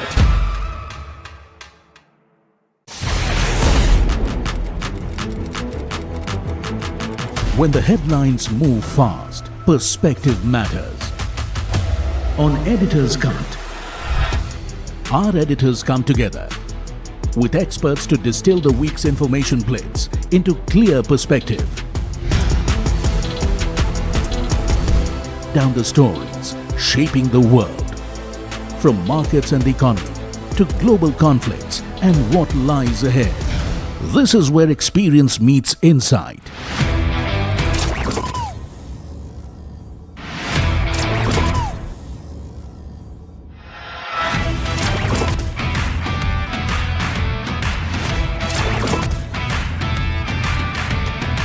No noise, no hype, just sharp takes on what to watch next. Editor's Cut, every Friday, 3:30 p.m. only on NDTV Profit. The news, Ayush. Since when do we do scripts? Fair point. Picture this.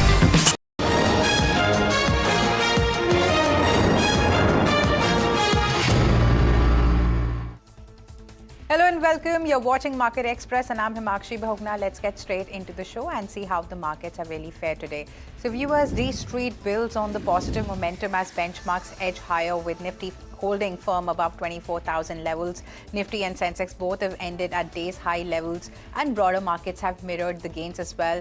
And with small caps, leading the gains on the back of value buying. And talking about the sectors, so most of the sectors have ended the day in green with PSU banks, metals leading the gains and auto and realty were on the back foot. Talking about the defense stocks, so they were in focus after the government announced that India's defense production rose to a record 1.78 lakh crores in FY26. Defense exports have also touched an all-time high of 38,424 crores, reinforcing the sector's long-term growth story.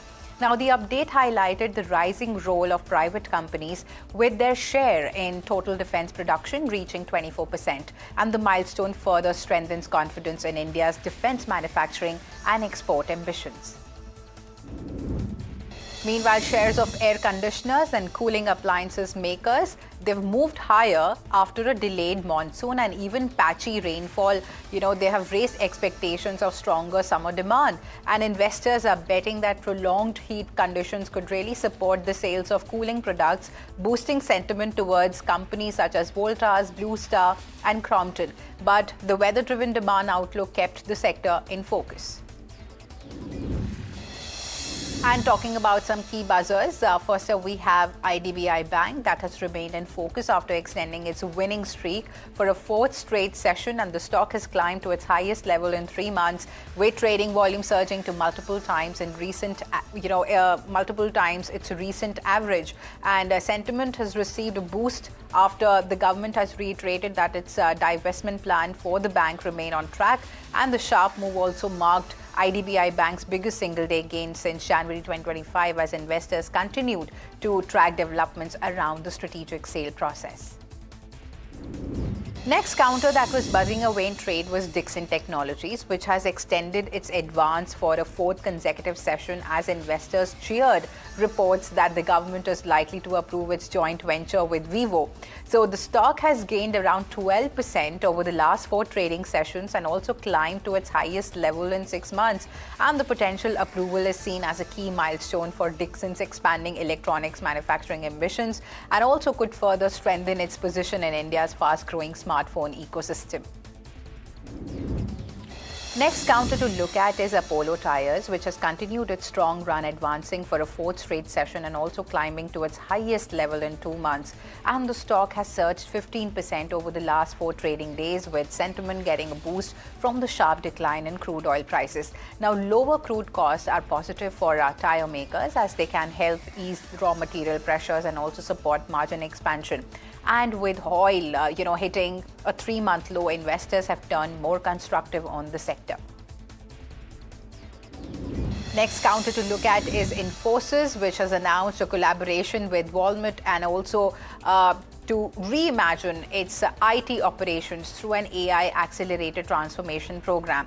Now, this partnership will focus on enhancing operational efficiency, improving system resilience, and even enabling greater business agility over the long term. And the move also highlights growing enterprise demand for AI-driven technology solutions as companies look to modernize operations and even improve performance in an increasingly digital environment.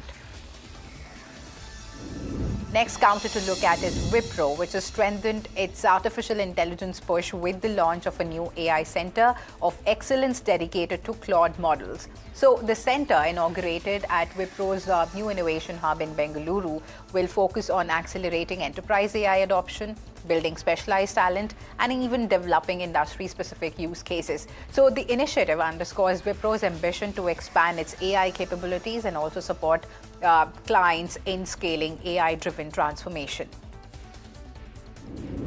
US General Insurance Corporation of India is in focus after the government announced an offer for sale of 3.5 crore equity shares. So the sale represents a 2% stake in the company and also is aimed at non-retail investors. Market participants will be watching the response to the offer as the government continues its divestment and also stake monetization efforts. Meanwhile, TCS has announced a multi-year strategic partnership with the Tottenham Hotspur Football Club, which is under, which it will serve as the club's digital transformation partner. And the collaboration will focus on enhancing fan engagement, modernizing club operations, and even strengthening the broader digital ecosystem. So the deal further expands TCS global sports technology portfolio and even highlights its expertise in delivering digital innovation at scale.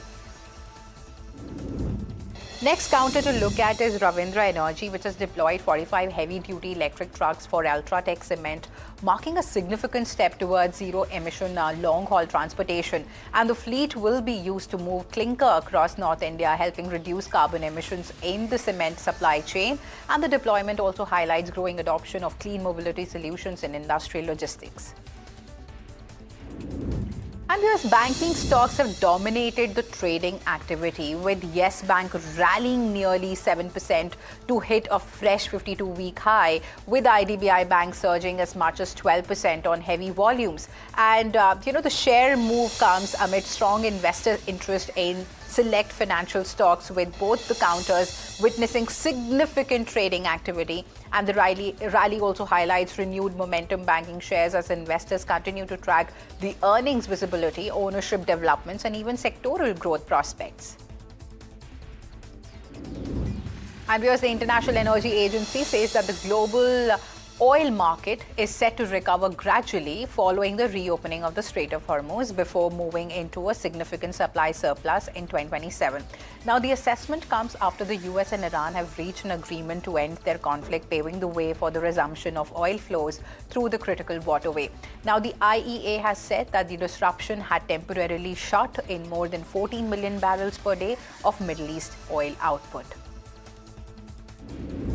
And because China has released its next 5-year plan for implementing an employment-first strategy with a strong focus on maintaining job market stability and even preventing large-scale unemployment risks. So the plan is, to support employment in labor-intensive industries such as manufacturing, textiles, trade, and even construction, while also expanding job opportunities across services including elderly care, childcare, tourism, and also hospitality.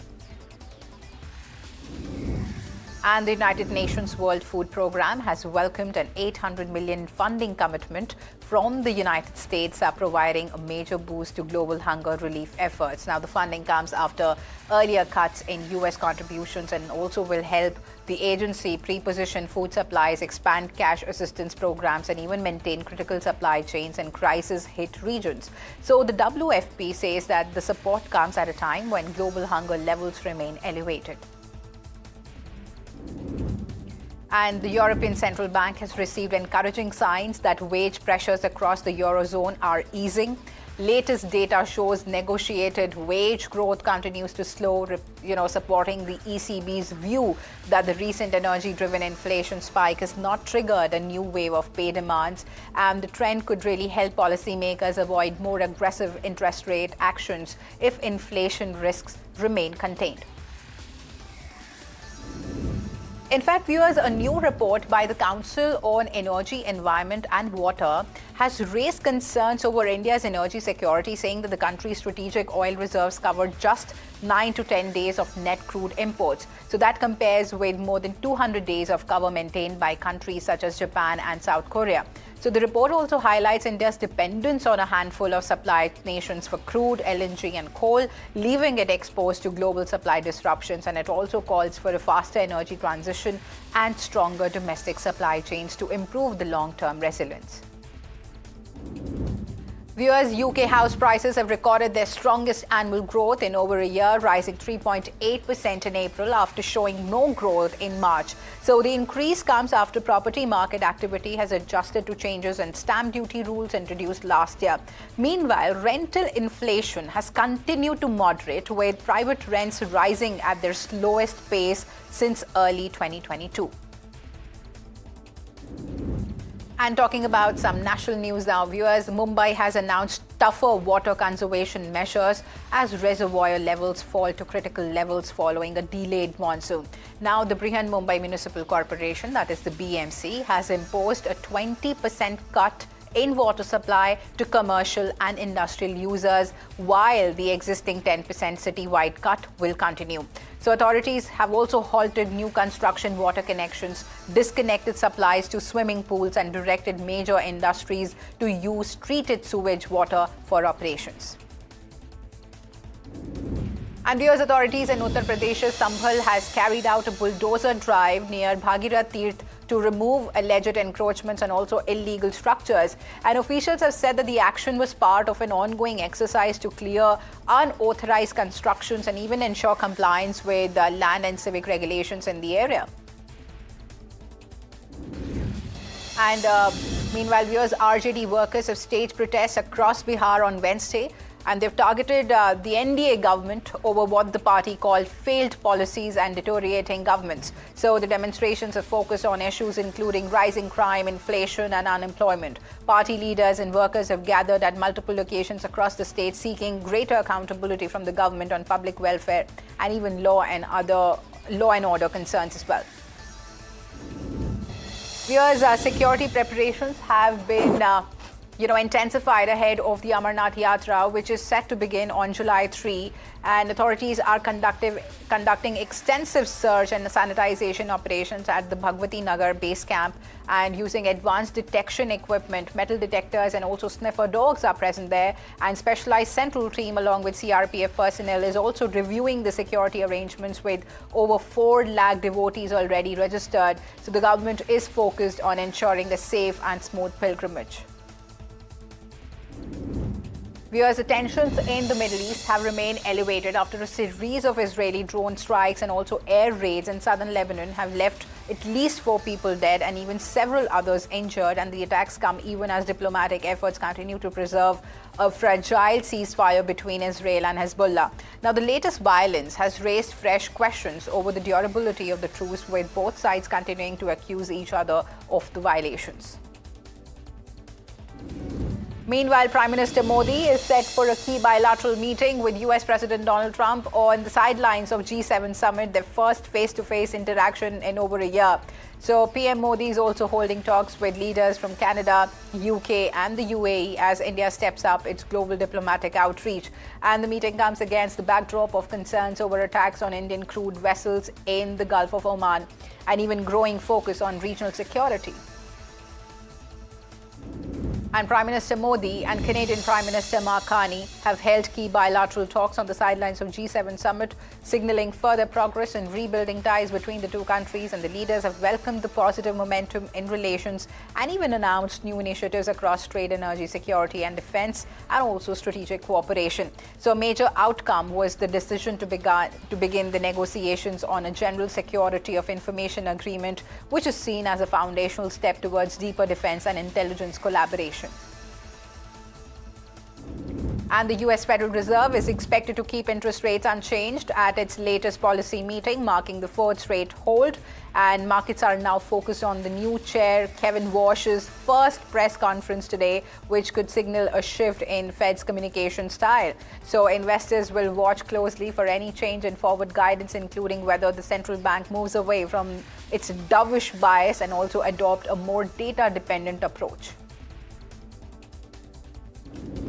Moving to some sports news now, viewers. Real Madrid have reportedly completed the signing of Portuguese midfielder Bernardo Silva on a free transfer after the expiry of his contract with Manchester City. And the 31-year-old has signed a 2-year deal with an option to extend further, adding experience and also versatility to Real Madrid's midfield. And Silva's arrival is seen as a key part of the club's rebuild as they look to bounce back from a disappointing season. And the FIFA World Cup 2026 has delivered another day of memorable moments, and with Messi inspiring Argentina to a commanding win, while Kylian Mbappe and also Erling starred for their respective nations. And Austria has also marked its return to the World Cup stage in style with a convincing victory over Jordan. And as the group stage gathers pace, football's biggest stars are already making their mark on the tournament. And here's Lionel Messi has added another chapter to his legendary career with a record-breaking display in Argentina's FIFA World Cup opener against Algeria. So the Argentine captain has scored a stunning hat-trick in a 3-0 win. So becoming the oldest player to secure a World Cup hat-trick and even equaling, I beg your pardon, it's Miroslav all-time World Cup goals record of 16. So the match also marked Messi's 200th international appearance and even a historic 6th World Cup participation. Here's the trailer of Alpha, the first female-led film in YRF's spy universe, has finally dropped, showcasing a high-octane face-off between Alia Bhatt, Sharvari Wagh and Bobby Deol. Now, packed with action, and also emotional drama, the film sees Alia and also Sharvari team up, against a formidable adversary played by Bobby Deol and directed by Shiv Raval. Alpha is set to expand the YRF spy universe with a fresh female-led narrative. Viewers, Hollywood stars Tom Holland and Zendaya have reportedly confirmed that they are now married, putting an end to months of speculation surrounding their relationship. And the couple, who first met while filming Spider-Man: Homecoming and have long been one of Hollywood's most popular pairs, news of their marriage has sparked excitement among fans worldwide, with the duo continuing to keep much of their personal life away from the public eye. And viewers, as we wrap, putting the spotlight back on more context on an important meeting, Prime Minister Narendra Modi and US President Donald Trump was seen interacting at the G7 summit in Evian, France. And this is the first meeting between the two leaders in 16 months. So the two leaders are also scheduled to hold bilateral meeting today on the sidelines of the summit. And we have our colleague Vishnu Som joining us from France to tell us what's really on the agenda. Well, in just a couple of hours from now, the big India focus as far as G7 is concerned, a meeting between Prime Minister Narendra Modi and the US President Donald Trump. It's a meeting which comes after a year. It comes at a time when both India and America are looking to get the trade deal between the two countries operationalized. There's apparently very little that needs to be done to get things underway. That's important because these have been negotiations which have gone on for a couple of years. The United States has made it very clear that they want to fix the equation with India. The US Secretary of State Marco Rubio was in India recently. The camaraderie between Donald Trump and Prime Minister Modi is well known. Even yesterday, there was the element of cordiality between the two leaders. But the 40-45 minute meeting today is important, and many people would want to know whether the issue of mariners, the death of 3 Indian sailors recently in the Strait of Hormuz after their ship was attacked by US forces, is something that will come up. It certainly had very strong reactions back home. The Prime Minister yesterday, to a broader gathering, had spoken about the importance of safety of international mariners in international waterways. So that, of course, is an India concern as well. But there are many other aspects of the relationship that both sides would like to look at. Besides the trade deal, there's the defense equation between both sides. There's the entire issue of visas as well. And so I think that meeting is going to be absolutely critical. It's also going to be essentially the last part of the Prime Minister's meetings over here at the G7. He's been meeting several other leaders for bilateral meeting, the German leader, the UAE leader, the meeting with the Canadian Prime Minister, where India and Canada appear to have fixed a troubled bilateral relationship to a large extent. But what will happen between Modi and Trump, we'll find out in the next couple of hours.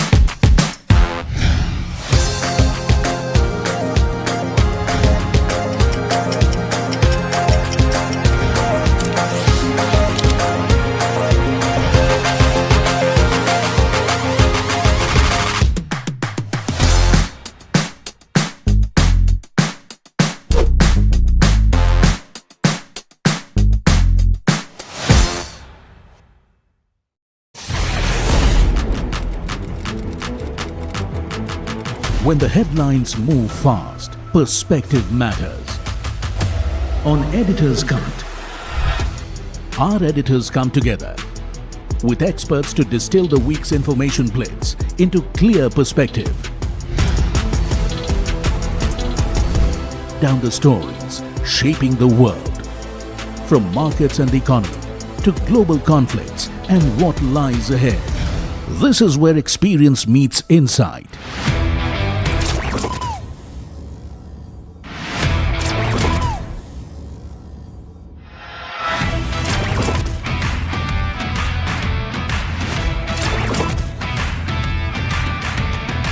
No noise, no hype, just sharp takes on what to watch next. Editor's Cut, every Friday, 3:30 p.m. only on NDTV Profit. He has been tracking markets for over a decade, spots the trends before they hit the screen. And he is now bringing his analysis to the show that the market watches. Watch Sharad Dubey on Know Your Company, a show that puts the most traded stocks under the scanner. We dissect the company so that you, the investor, don't have to get the management to answer questions relevant to you. Watch Know Your Company weekdays at 11:30 a.m. to understand your next big bet.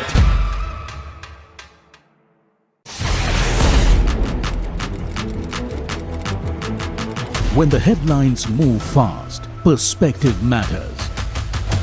On Editor's Cut, our editors come together with experts to distill the week's information blitz into clear perspective.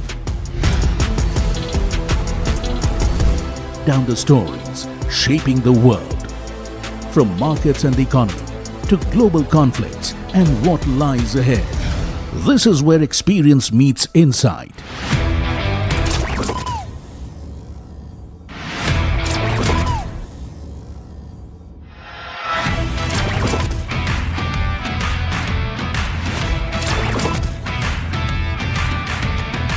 No noise, no hype, just sharp takes on what to watch next. Editor's Cut, every Friday, 3:30 p.m.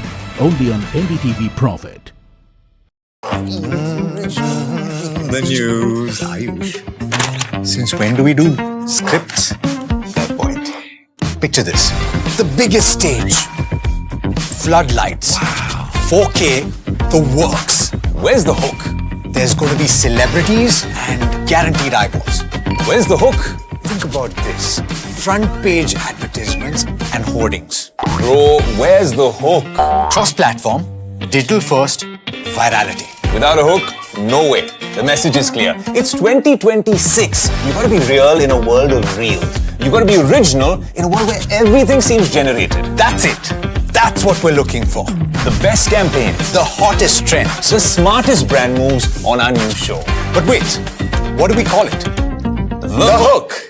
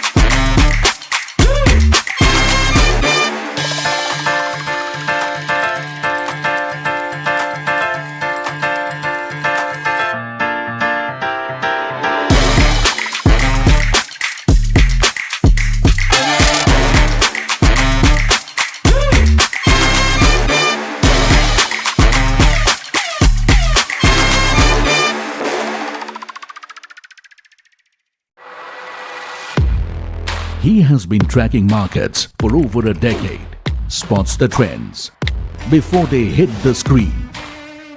And he is now bringing his analysis to the show that the market watches. Oil prices continue to slide amid hopes for peace and opening of Strait of Hormuz. Crude hovering below $80 a barrel at 3-month lows. But Iran disputes the claim, says it can charge fees for maritime services. As the deal is scheduled to be signed on Friday on the peace deal between US and Iran, Israel continues to strike Lebanon. Israeli action in Lebanon could really trigger more Iranian retaliation. Iran wars Israel over Lebanon. Market ends higher for the fourth session. Nifty nears high point of the day. Polls above 24,000 ahead of the US FOMC outcome expected tonight. Rupee also ends higher for the fourth straight day, closes at 94 rupees 53 paise against the dollar. India's defense production hits an all-time high of 1.78 lakh crore rupees in 2025-26. Defense Minister says India's defense production hits all-time high of 1.78 lakh crores in 2025-26. In an exclusive conversation with NDTV Profit, Co-Ford CEO Subir Singh says company aims to hit $5 billion of revenues by FY30. Prime Minister Narendra Modi will be meeting the US President Donald Trump for bilateral talks on the sidelines of the G7 summit in France today. The focus is set to be on regional security, tariff and trade and energy concerns. Messi magic continues with hat-trick in Argentina's 3-0 win at FIFA World Cup 2026, adds another major milestone in Messi's career.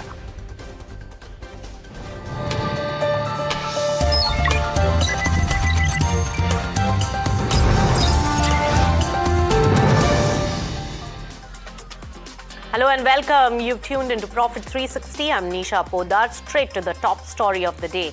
All eyes are now on 19th of June, with the US, Iran and Israel expected to sign the peace deal. But cracks are already visible. Israel remains firm on its position, continuing the strikes in southern Lebanon. Now, Iran alleges that Israel has violated the understanding 84 times since the MOU announcement.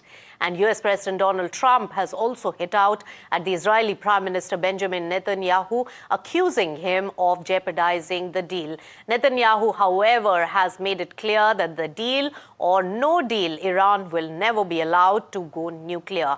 Amid these tensions, as well as the reopening of Strait of Hormuz, well, NDTV's Aditya Raj Kaul spoke to Israeli ambassador to India on this particular aspect. Listen in. We are pretty much in sync when it comes to the strategic goals.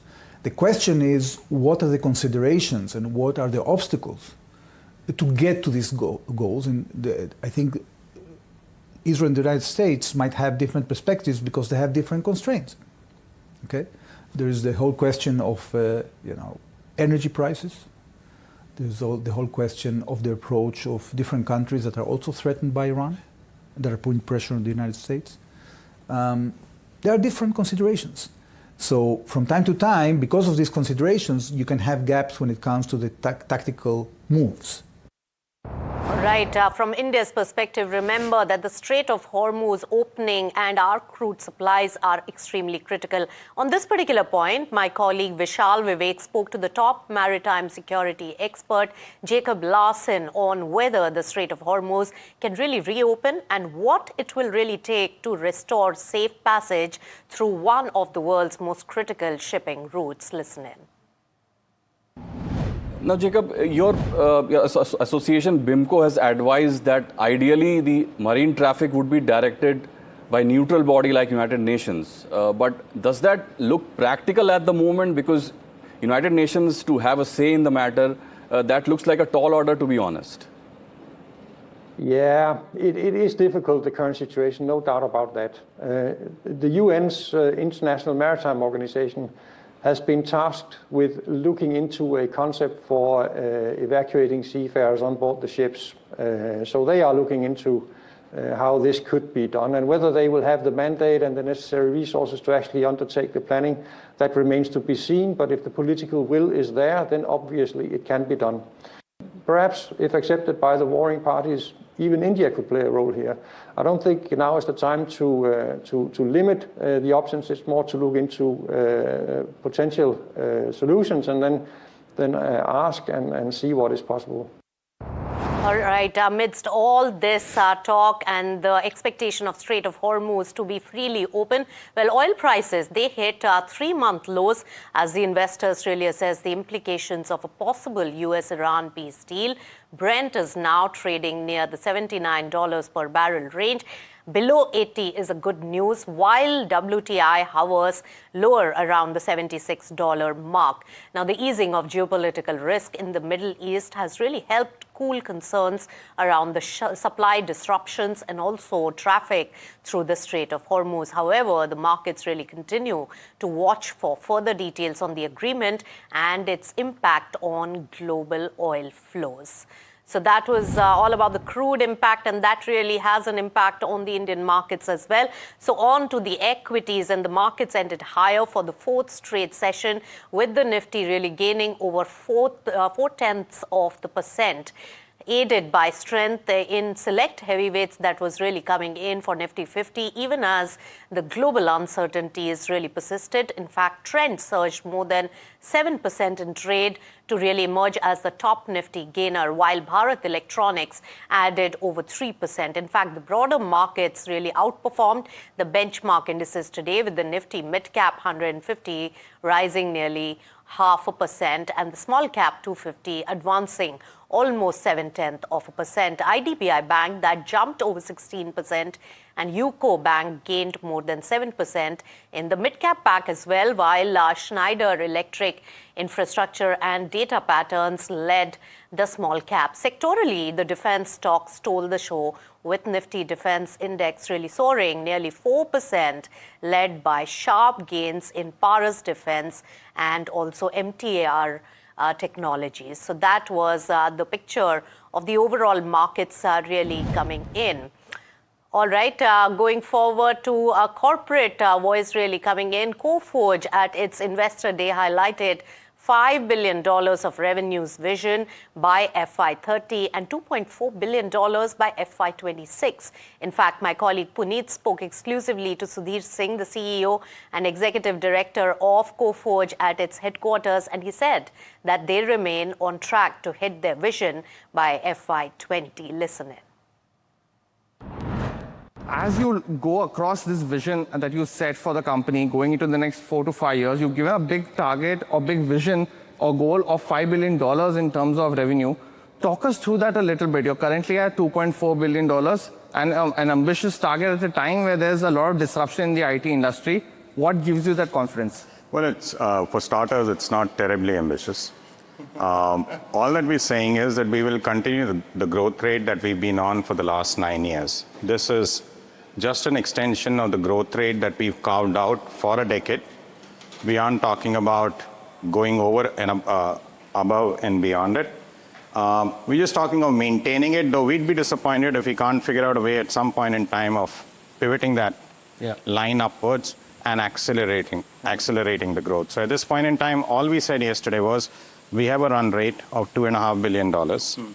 All that we said yesterday was if all we do over the next 4 years is one acquisition of about $500 million and just maintain the rate that we've been on, we should, by FY30, be a $5 billion organization on an ongoing basis. So that's the contention.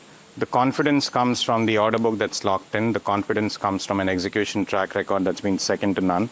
The confidence comes from the fact that we aren't just talking about AI. Everything that we talk about when we say execution, getting things done, did get translated. And you did hear it yesterday in the investor call as well. Yeah. You've never failed an acquisition. And you spoke about the 5 acquisitions that you've had. As we go through, of course, the beautiful campus, talk us through where does that confidence come from as well? Because that's a strategy that you expect to continue going forward as well? Well, it's a mix of strategy and tactics both. There are two things that I've marked out our approach towards acquisitions, and both of those approaches have been very contrarian. Number one, when it comes to acquiring an asset, as we said yesterday, the contrarian approach comes from the fact that we never acquire a firm that is also being very actively solicited or assessed by any other organization. What that allows us to do is to do a very detailed due diligence, in person meet all the key clients, insist on meeting every member of the client services or the sales team. So that approach has worked for us, as you rightly said, over the last 5 acquisitions over the last nearly 10 years. All right, on that particular note, we'll slip into a short breather on Profit 360. Come back for more news developments of the day.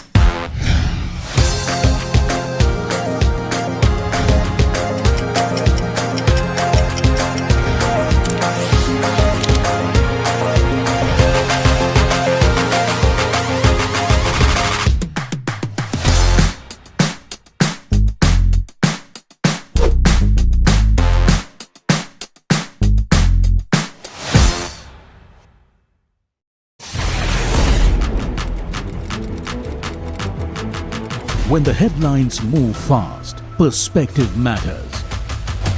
On Editor's Cut, our editors come together with experts to distill the week's information plates into clear perspective.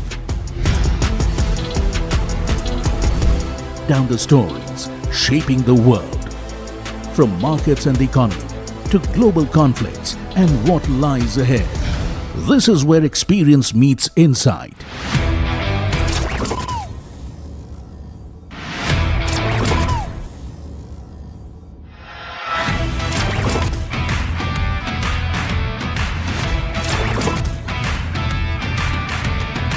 No noise, no hype, just sharp takes on what to watch next.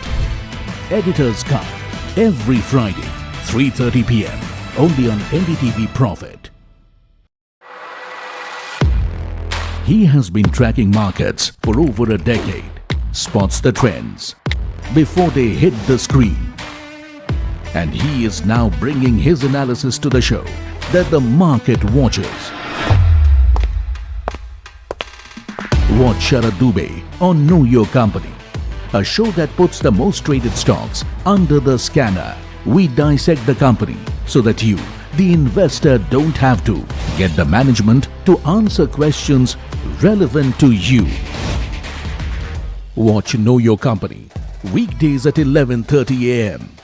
to understand your next big bet.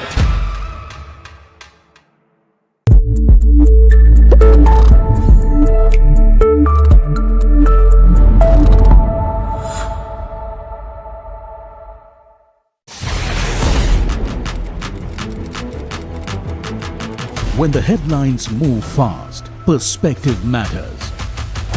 On Editor's Cut, our editors come together with experts to distill the week's information plates into clear perspective. Down the stories shaping the world, from markets and the economy to global conflicts and what lies ahead. This is where experience meets insight.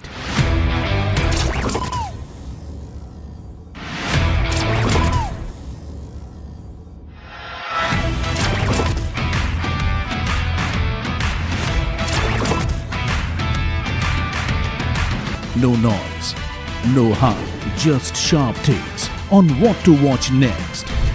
Editor's Cut. Every Friday, 3:30 p.m. Only on NDTV Profit.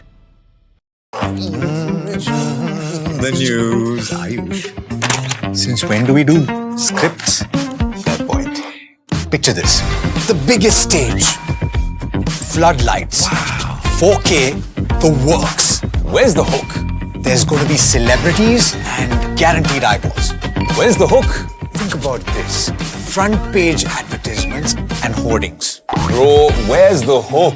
Cross-platform, digital first, virality. Without a hook, no way. The message is clear. It's 2026. You gotta be real in a world of reels. You gotta be original in a world where everything seems generated. That's it. That's what we're looking for. The best campaigns. The hottest trends. The smartest brand moves on our new show. But wait, what do we call it? The hook.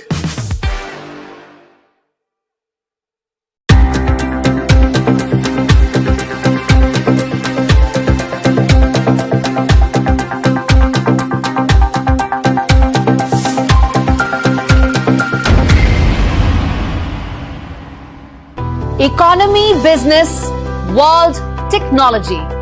Noise filtered, numbers decoded. Insights that rewire your worldview. From governance to growth, we connect the dots. Your daily edge, your global advantage. India Business Report with me, Gauri Dwivedi, weeknights on NDTV Profit. When others are warming up, I'm raring to go. The stories that matter, the stories that shape your life. Hello and welcome to watching Prime 5 with me, Raisha Sehgal. What's happening? The show that sets the prime time agenda. We'll be deep diving into this topic to tell you what's at stake. Join me, Raisha Sehgal, on Prime 5 only on NDTV 24/7.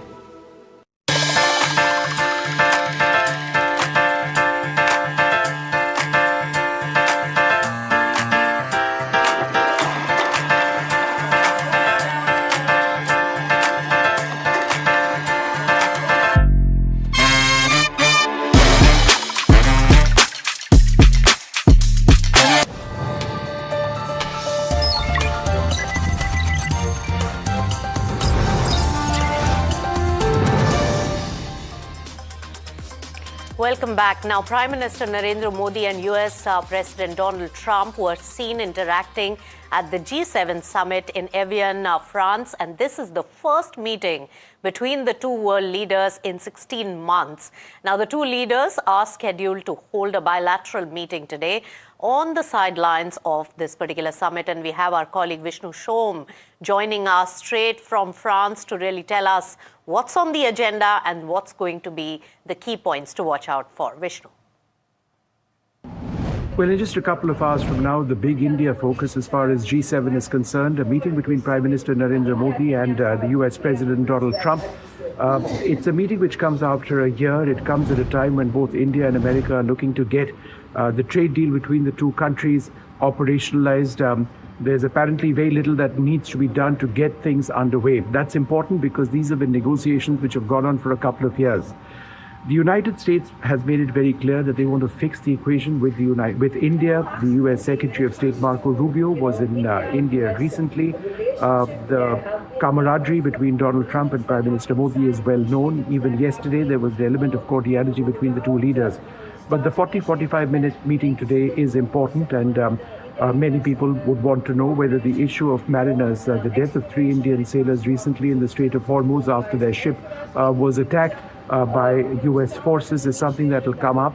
It certainly had very strong reactions back home. The Prime Minister yesterday, to a broader gathering, had spoken about the importance of safety of international mariners in international waterways. So that, of course, is an India concern as well. But there are many other aspects of the relationship that both sides would like to look at. Besides the trade deal, there's the defense equation between both sides. There's the entire issue of visas as well. And so I think that meeting is going to be absolutely critical. It's also going to be essentially the last part of the Prime Minister's meetings over here at the G7. He's been meeting several other leaders for bilateral meeting, the German leader, the UAE leader. It's another con job. They made up the word affordability, but we're bringing prices down a lot, and they're coming down fast. And with the settlement, so worthwhile, with the settlement where you're not going to have a nuclear weapon and then we bring them down on top of that. And I think oil prices might get lower than where they were before the war. So I'm going to see you at 4 o'clock, and we'll discuss that a little bit, and we'll discuss other things. But we've had a great meeting. It's been a great summit. And France has done a fantastic job. President Macron has been he's really done a great job. It's been very well received. Everybody here has been, I don't know if they've been happy. Some are not doing so well, but some are doing very well. But they've done a beautiful job. Thank you very much, everybody. Thank you, President. Did you press the MOU that's been reported? It includes. Have I read it? Well, it's been reported that it includes a $300 billion reconstruction fund funded by Gulf allies. That's false? It's false. People, you can invest if you want. I mean, what am I going to do? Say nobody's ever allowed to invest? No, we're not investing. We're not putting up 10 cents. And people can decide to do that, but that's up to them. I mean, do you want me to say nobody's ever allowed to invest in a country? I'll say it with Egypt. Nobody's allowed to invest in Egypt. Am I supposed to say that? I'm asking whether. We are not investing in it, and we do not have a fund. Are you asking Gulf countries? No, I'm not. I'm not. If they do it, fine. But I would say they won't be doing it for a while until they find out the behavior. It's a behavior thing. But we are not investing. That's a false story that got picked up incorrectly from a statement that was pretty well made, I think. Maybe a little bit, could have been a little more accurate, frankly. But it's a story. We are not investing 10 cents. Don't forget, there's never been anybody that's been so tough on Iran. This should have been done by Clinton and Barack Hussein Obama. It should have been done by Biden. It should have been done by Bush. It could have been done by a lot of people. This has been going on for 47 years. They've ripped you off for 47 years, and I'm the only one that did anything about it. They never shot missiles at anybody. We wiped out their Navy. We wiped out their military. We wiped out their Air Force. They have no anti-aircraft. They have no radar. You know, the reason oil stayed low is because we were taking ships out every night that you didn't even know about. 2 days ago, 3 days ago, a month ago, we took out 22 ships. We averaged from 15 to 25 ships a night. Nobody knew that. Our Navy did a great job. Nobody knew what was happening. That's why oil didn't go to $300 a barrel. It went to $125, $115. Now it's at 72, 73. I heard it's lower than that now. I haven't seen it in the last couple of hours. No, we were very tough, and we took out a man named Soleimani. Remember that? You know, you think this would have happened if you were alive? The evil genius. He was an evil genius. People forget that. I took out Soleimani in my first term. Without that, you don't have the situation that we're in today where we dominated. We wiped out their military. And because we did that, and then we put up the blockade, which was totally effective. Not one ship got by, Steve. Is the text of the agreement now final, or are you still... No, it's not final. It's a memorandum of understanding. And if I don't like it, we'll go back to shooting at them, dropping bombs on their head. When do you expect the wording? If I don't like it, if they don't behave, we'll go right back to dropping bombs right smack in the middle of their head. Okay? Because they've misbehaved for 47 years. All right? Does it include... But nobody could have made this deal. I mean, the JCPOA done by Obama, he handed him $1.7 billion in cash, gave him hundreds of millions of dollars, gave him billions and billions of dollars, but he gave him $1.7 billion in cash, green cash from banks, into a Boeing 757 and flew it into Iran. And they stood at the plane. I have pictures of it, like, oh my God, look at this money he's giving us. He tried to bribe his way out. I didn't do that. Nobody mentions that. $1.7 billion and hundreds of millions of dollars. They tried to bribe their way out of it. And you know what the Iranians did? They laughed at Obama and they said he's a stupid son of a bitch. Okay, thank you very much, everybody.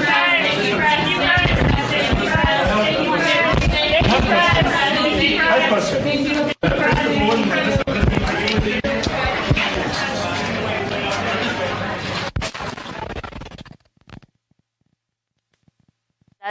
That's US President Donald Trump on the sidelines of the G7 summit and taking the questions from the media, from the press on this Iran deal and what's next. And he clearly stated a few important points. He said that the deal is in the process and that's what they're working on. But he also categorically said that if there are any violations, they will not shy away from really taking action on that particular front, and also vehemently refuting any $300 billion funding of Iran as part of this particular deal, peace deal with Iran. That's what he really mentioned. So that he had categorically stated, refuted earlier as well, and now again refuting it vehemently.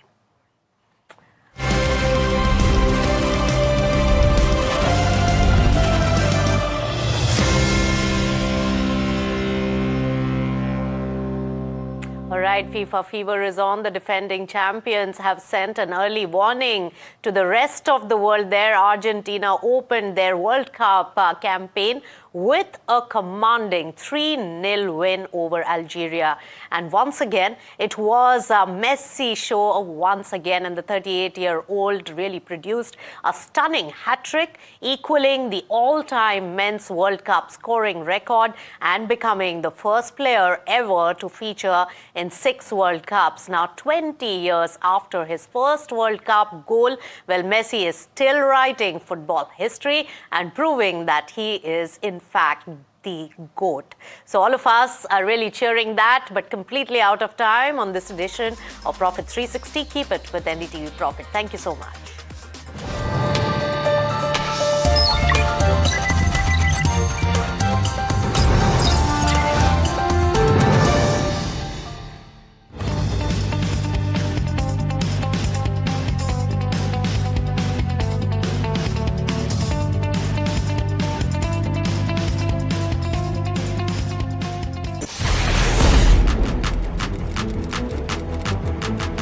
When the headlines move fast, perspective matters.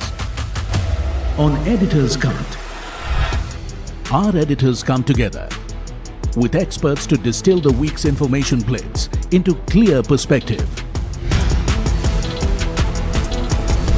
Down the stories shaping the world, from markets and the economy to global conflicts and what lies ahead. This is where experience meets insight.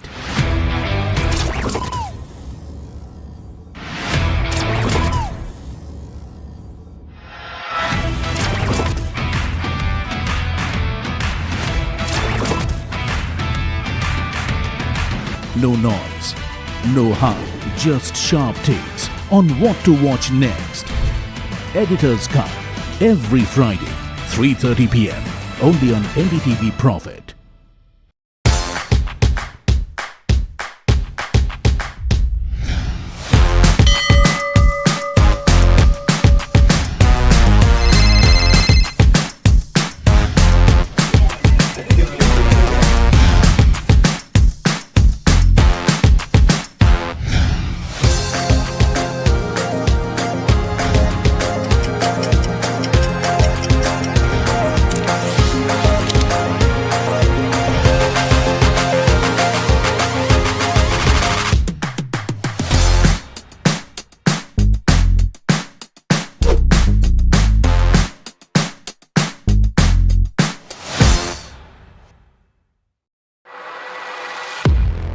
He has been tracking markets for over a decade, spots the trends before they hit the screen.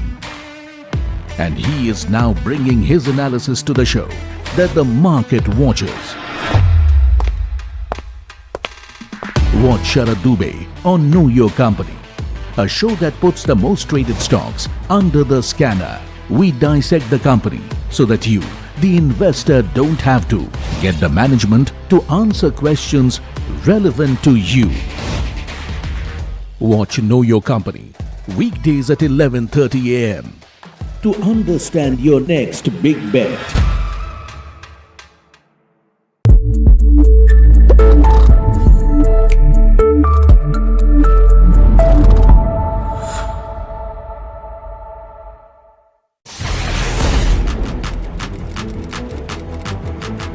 When the headlines move fast, perspective matters. On Editor's Cut, our editors come together with experts to distill the week's information blitz into clear perspective.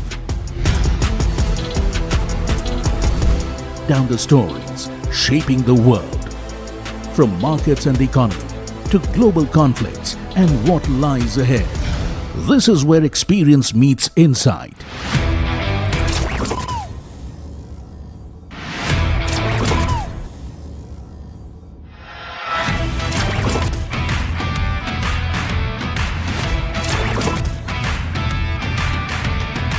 No noise, no hype, just sharp takes on what to watch next. Editor's Cut, every Friday, 3:30 p.m. only on NDTV Profit. The news, Ayush. Since when do we do scripts? Fair point. Picture this. The biggest stage. Floodlights. Wow. 4K, the works. Where's the hook? There's going to be celebrities and guaranteed eyeballs. Where's the hook? Think about this. Front page advertisements and hoardings. Bro, where's the hook? Cross-platform, digital first, virality. Without a hook, no way. The message is clear. It's 2026. You gotta be real in a world of reels. You gotta be original in a world where everything seems generated. That's it. That's what we're looking for. The best campaigns, the hottest trends, the smartest brand moves on our new show. But wait, what do we call it? The hook.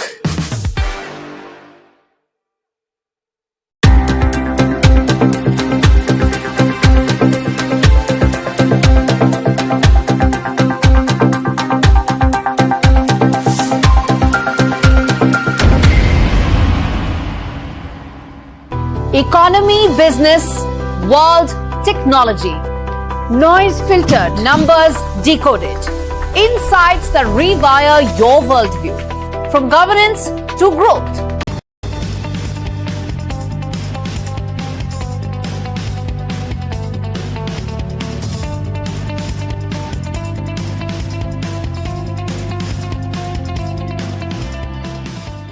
क्या search engine के चक्कर में पड़े हो दोनों? अब कोई confusion नहीं। Call 9300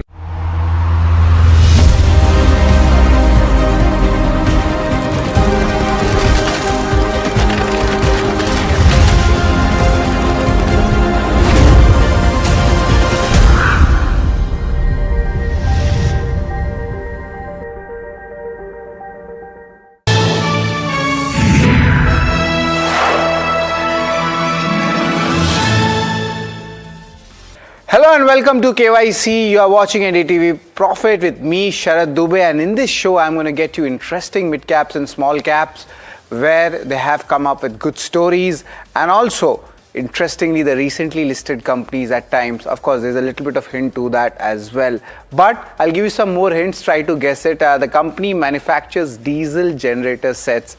Hardly 3 to 4 players are there in the listed space. It was recently listed on April 2nd, 2026. I'm sure you must be guessing it by now. Mutual funds have interestingly a 15% stake in the company, and from the IPO price, the stock is up 23%. The company in focus is Powerica. Yes, this is the company which we'll talk about. And if you could understand why are we calling this company, and of course the first and foremost reason is of course on their Q4 numbers, the demand generation which is happening, and also how the client confidence is playing out. The FY27 guidance, we'll be looking out for both the DG, that is your diesel generator set business, and the wind power business. Of course, the revenue contribution is on the lower side. Will the margin mix change? Because both of these businesses are different, order flows are different, and the opportunities in the data center, that's something to look out for, especially in the power segment. And also the wind business portfolio, because there were some recent government changes also coming in. Will that impact this company or not? Further expansion plans, especially with their extra land in Khopoli, we would like to know what happens next. They already have 3 manufacturing setups, and of course the momentum in EV infra, defense, these new age sectors where a lot of bullishness is coming in the markets. And of course, to decode that, we'll have the management of the company, Ritesh Agrawal and Pradeep Om Prakash. But let's understand what does the company do. Let's get into the details about it. Of course, it's a recently listed company, but it's an integrated power solutions provider, and remember, this is just a recent listing on the month of April. Also, it makes diesel generator sets for primary as well as standby appliances, and on the other hand, the wind business, if we talk about it, it's an IPP as well as EPC services. They do a very smaller portion of businesses on the allied services. 3 important locations are also there where they are manufacturing, and an extra land is there in Khopoli, Maharashtra as well. Diesel generator business model is of course powered by Cummins engine. That's a pretty big name, and also it's you could say it's peer. End-to-end solutions for medium speed and large generators are also there. Of course, they have a tie-up with Hyundai also, and that's a very big actually tie-up, and they have a bigger names also, and I'll tell you those names also in a while. Apart from this, manufacturing services for Schneider Electric's Prisma panels, that's also where the company is having its diesel generator business model. But look at the strategic tie-ups. There are very big names over here, which you can see we have discussed. GE Vernova is there, Vestas Wind Technology is there. So definitely the company is making some bigger moves. The FY26 revenue breakup, diesel is still the majority one, almost 83% of it. Compare that with 17% when it comes to the wind energy business. Apart from this revenue breakup business, the margin profile is pretty different. Diesel generator stands at 9%. Wind power, on the other hand, is at 31%. But let's try to get into the details why it may work for the company. My thesis, it's a strong sectoral tailwinds which are happening. New age industries need power. Companies there. It has turned net cash after the debt reduction in IPO, and that's a good sign for a company to follow. The third important reason is a stronger balance sheet which comes in after this. Also, importantly, there are 2 other reasons I would like to point out. That there's a good participation coming from institutions. Both DIs and FIs have invested in the company, and valuations are still attractive compared to its peers. But what may not work, medium-term impact might be there on the supply chain issues. There are rising prices, so those impact will definitely be there. Competition coming from the larger established players. They have tie-ups, but nevertheless, there is still a competition coming in. Wind power business is seasonal as well, so there will be lumpiness going ahead. But let's try to judge the company on the KYC rating parameters. We have the usual flows, the income statement, balance sheet, cash flow, return ratios, and also और details में अगर बात करें, then we also have your shareholding and street cred. But remember, take things with a pinch of salt. It's just been 1.5 months since the company has been listed. Valuations, I'll give you a very interesting analysis, especially with Cummins India in one more peer. Try to guess that, and outlook also about how things pan out for the industry as a whole and for the company. Let's start with income statement, and let's see what's happening in the income statement. Largely, the numbers are single digit for operational profits as well as revenue. We need to give it a little bit more time to judge the company. This was there in its unlisted history, which was there, but definitely PAT up move has happened.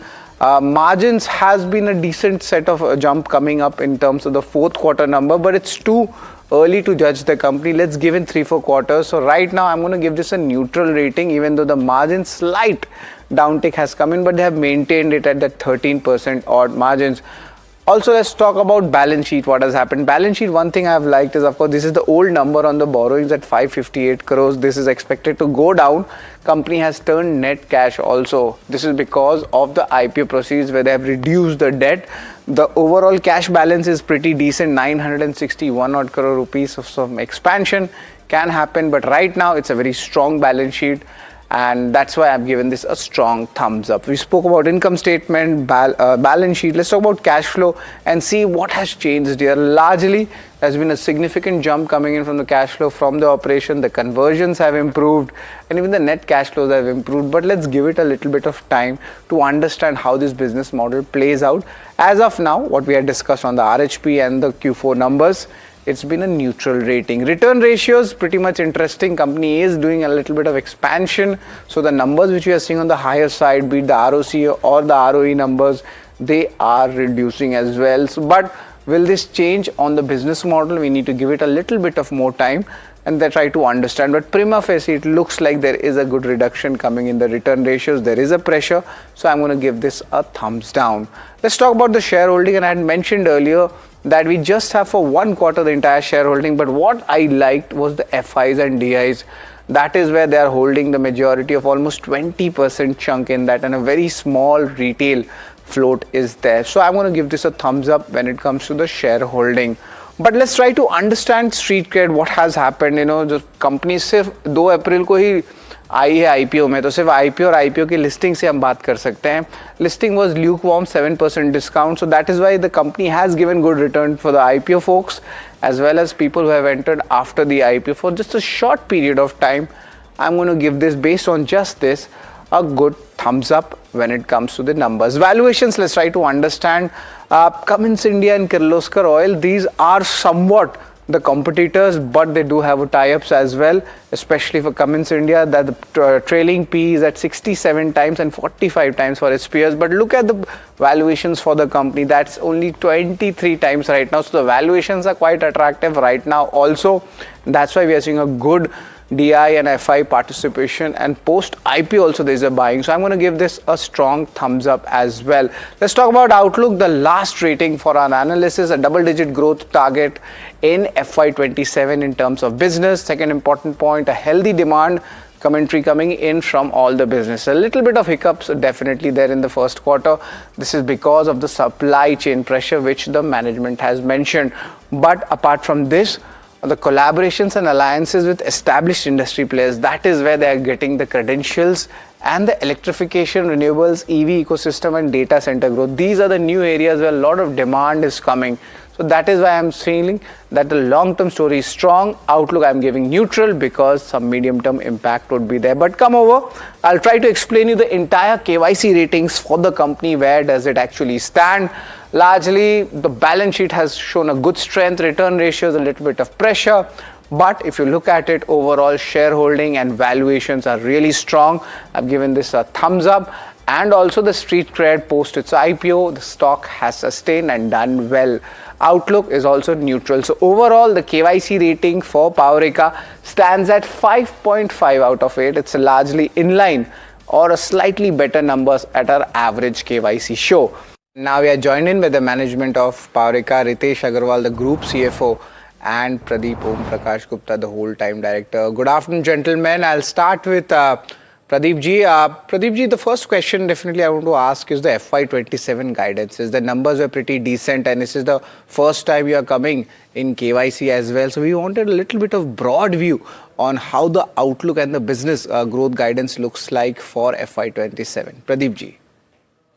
Yeah, Ritesh, can you do it? So, thank you, Sharad and NDTV for having us here. So our growth, when we see from a guidance, our growth continue to be led by our generator set business, which remains the larger part of our portfolio and is benefiting from the increasing demands from the sectors like data centers, manufacturing, infrastructure, and the real estate, along with the critical backup power applications as needed in various sectors.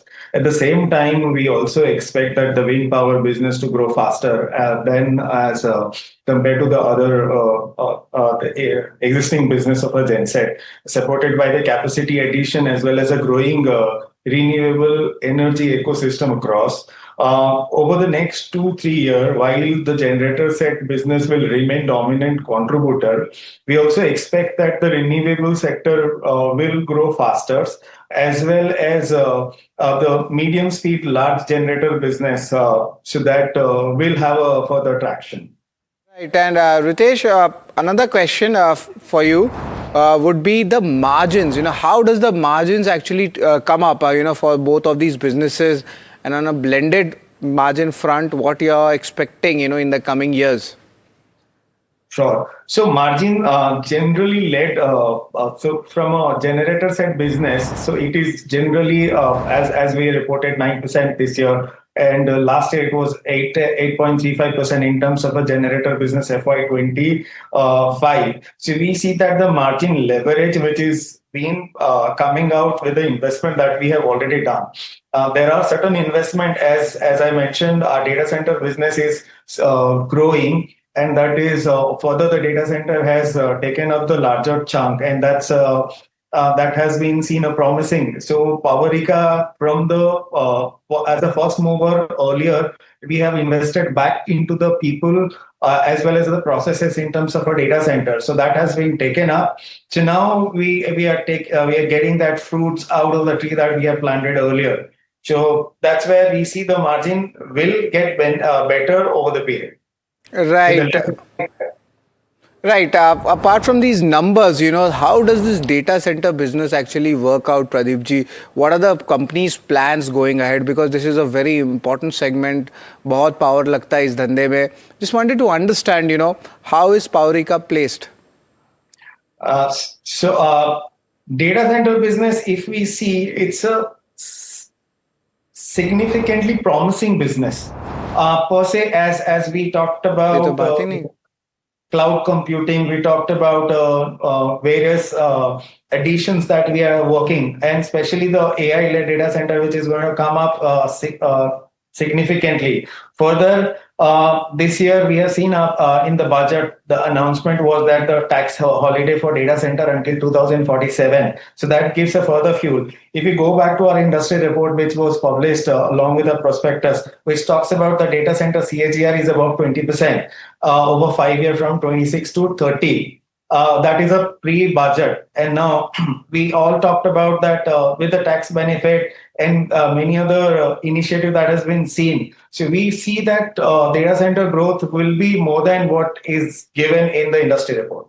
Right, Ritesh ji, that's pretty interesting. But I have a query for Pradeep ji. He has been a little bit of silent right now. Pradeep ji, if you can hear me, just give me a signal. I just wanted to understand, there are 3 important manufacturing facilities and there seems to be an extra land in Khopoli. What are the utilization levels looking like, and are you looking to expand going ahead? This question is for Pradeep. Yeah, so basically the first 2 factories of Silvassa and Bangalore, we are using it for completely for our Cummins business, and the Khopoli factory, we are using it for our allied business, which we have for the Schneider and different end use. And we have 24 acres of that surplus land, and we have applied for the expansions in the Khopoli factory. And definitely very soon we will be adding the sheds in the Khopoli. And of course, if you look at it, there is a good momentum coming in the EV infra, the defense space as well. Just wanted to understand, Pradeep ji, this is from you only, for these new industries or the new sunrise industries, how is the demand trends or the client confidence looking like, and how is the execution you're going to do coming ahead in the next 6 to 12 months? So here we are making the acoustic panels, and as well as the control panels, we are making it for the Schneider. So that's a very just startup basically business, and we have made the patents in that, and it's a very about 30-40 crores of the business which we have started, and it's going to grow at a rate of 25 to 30% per annum basis. Right, that's pretty much interesting. Ritesh ji, I have a question for you, because Q1 is something which a lot of companies are going to get impacted. Let's face it, that's the fact, be it your company or the industry. Are you looking at, like a kind of, you could say a major hit coming in your margins right now, or you'll offset it with some different strategy for the company? So I wouldn't say that we are not impacted because of the geopolitical issues which was there. Just to give you a perspective that there is a price rise in terms of a commodity. So we work in the business where it is led and it is being defined through the commodities, which is including steel, copper, aluminum, if you talk 3 major. And all 3 has been impacted since November. The price rise has been there, whether it is a steel, copper, as well as from an aluminum side. And even during the geopolitical tension, this has been increased sharply. So when we see on the margin side, and from an order book side, so we always have an order book of about 6 months or so. So while you fulfill and the price rise happens, maybe say quarterly. So now you fulfill the demand which you already have. Though we speak and we work on the margin pass on to the customer, it takes about 3 to 5 months time. Perfect. That's an interesting take. Pradeep ji, one last question on the wind business. How is that outlook looking like? So that's basically the with the current geopolitical situation, the energy security has become very, very important for the country. And earlier there used to be just the addition of the basically the capacities in the country, but now the country needs the building up of the energy ecosystem.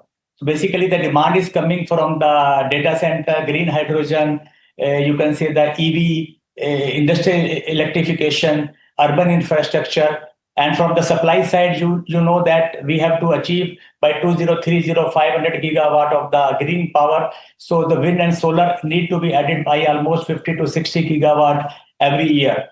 And for that, we have to strengthen the transmission line, energy storage, battery storage, pump storage, and supply chain we have to strengthen. So currently we have about 330 megawatt of operational asset, 50 megawatt. Recently we have added the capacity in the month of March 2026. An additional 50 megawatt is under construction, which is going to be added, you can say, by December 26.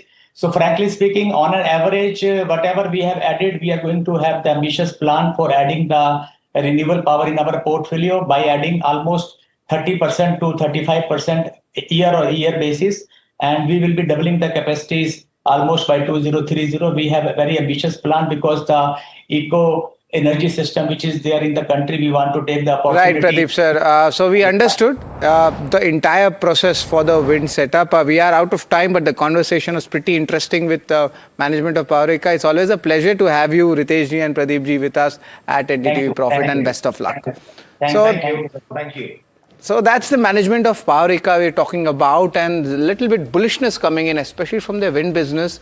And there are some new age sectors also where the company is going. Valuations are cheap as compared to the other peers. So it'll be pretty interesting to watch a company like Powerika. So for interesting stories like this, stay tuned to NDTV Profit, and yes, keep watching KYC.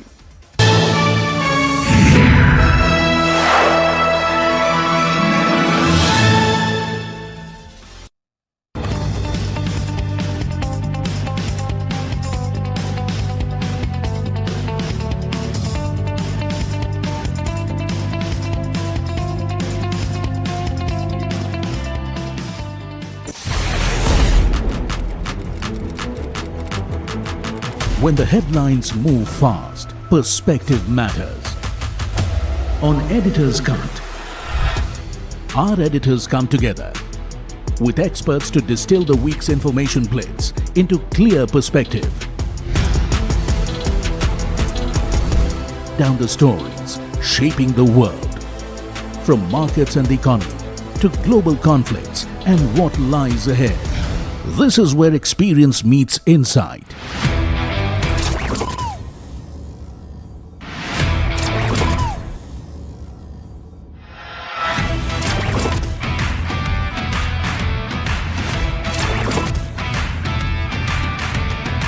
No noise, no hype, just sharp takes on what to watch next. Editor's Cut, every Friday, 3:30 p.m. only on NDTV Profit.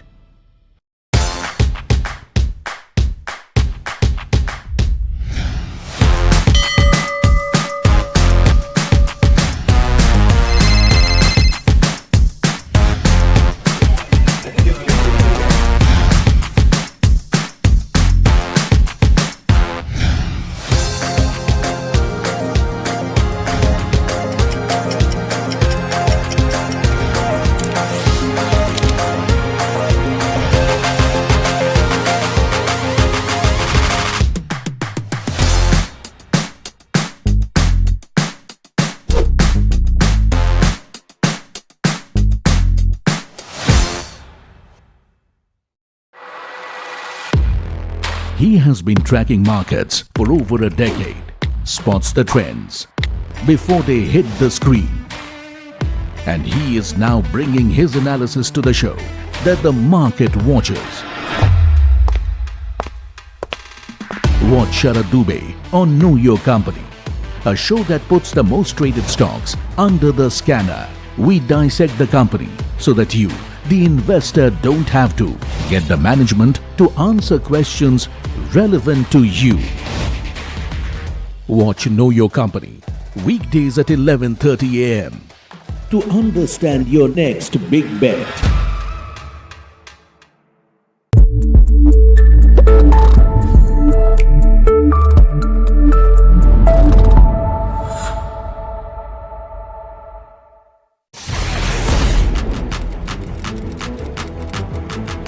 When the headlines move fast, perspective matters.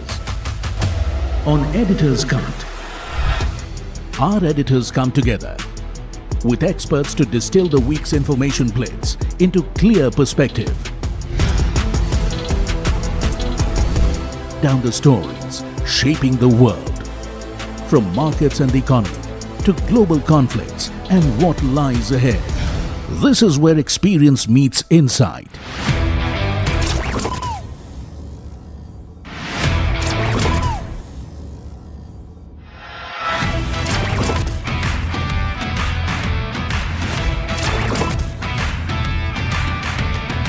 No noise, no hype, just sharp takes on what to watch next. Editor's Cut, every Friday, 3:30 p.m. only on NDTV Profit. The news, Ayush. Since when do we do scripts? Fair point. Picture this. The biggest stage. Floodlights. Wow. 4K, the works. Where's the hook? There's going to be celebrities and guaranteed eyeballs. Where's the hook? Think about this. Front page advertisements and hoardings. Bro, where's the hook? Cross-platform, digital first, virality. Without a hook, no way. The message is clear. It's 2026. You gotta be real in a world of reels. You gotta be original in a world where everything seems generated. That's it. That's what we're looking for. The best campaigns, the hottest trends, the smartest brand moves on our new show. But wait, what do we call it? The hook.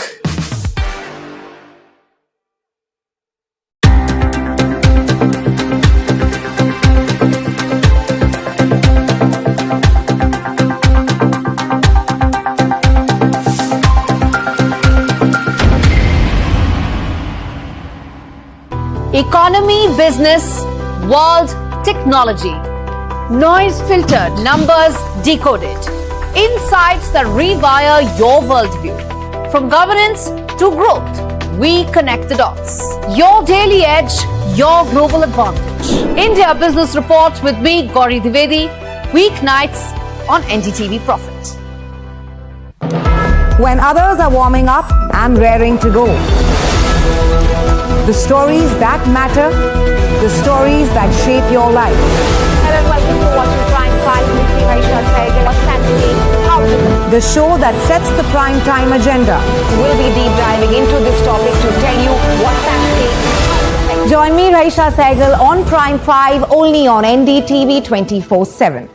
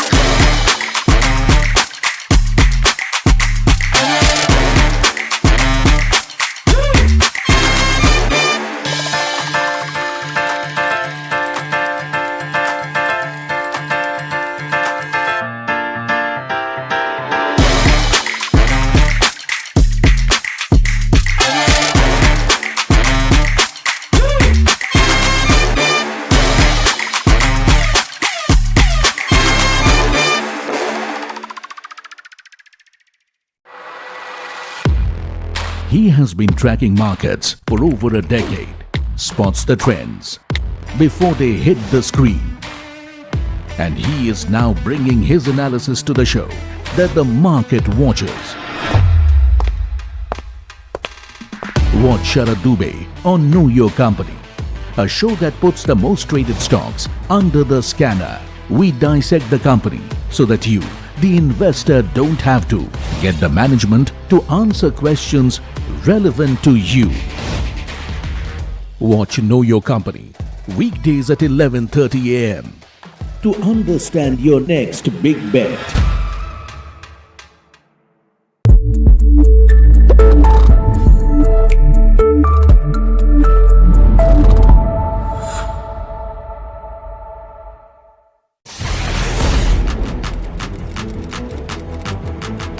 When the headlines move fast, perspective matters.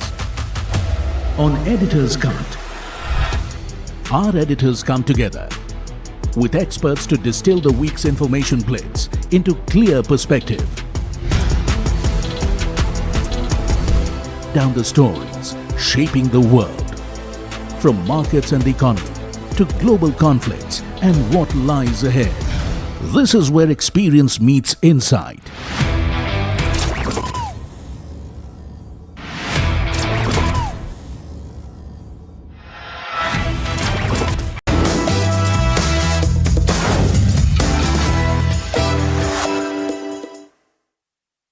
Hi, we're talking about Your Money Matters on NDTV Profit, and my name is Alex Matthew.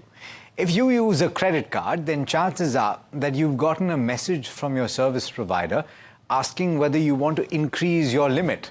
That is, if you've been paying your credit card bills on time.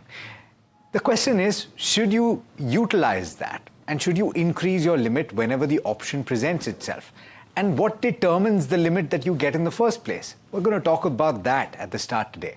Nasir Salim, the Managing Director of Flexi Capital, joining me today to talk about that. Nasir, important because a lot of people don't really understand how credit cards work and the nuances to it. So let me get that first question out of the way in the first place, which is, how is your credit limit decided?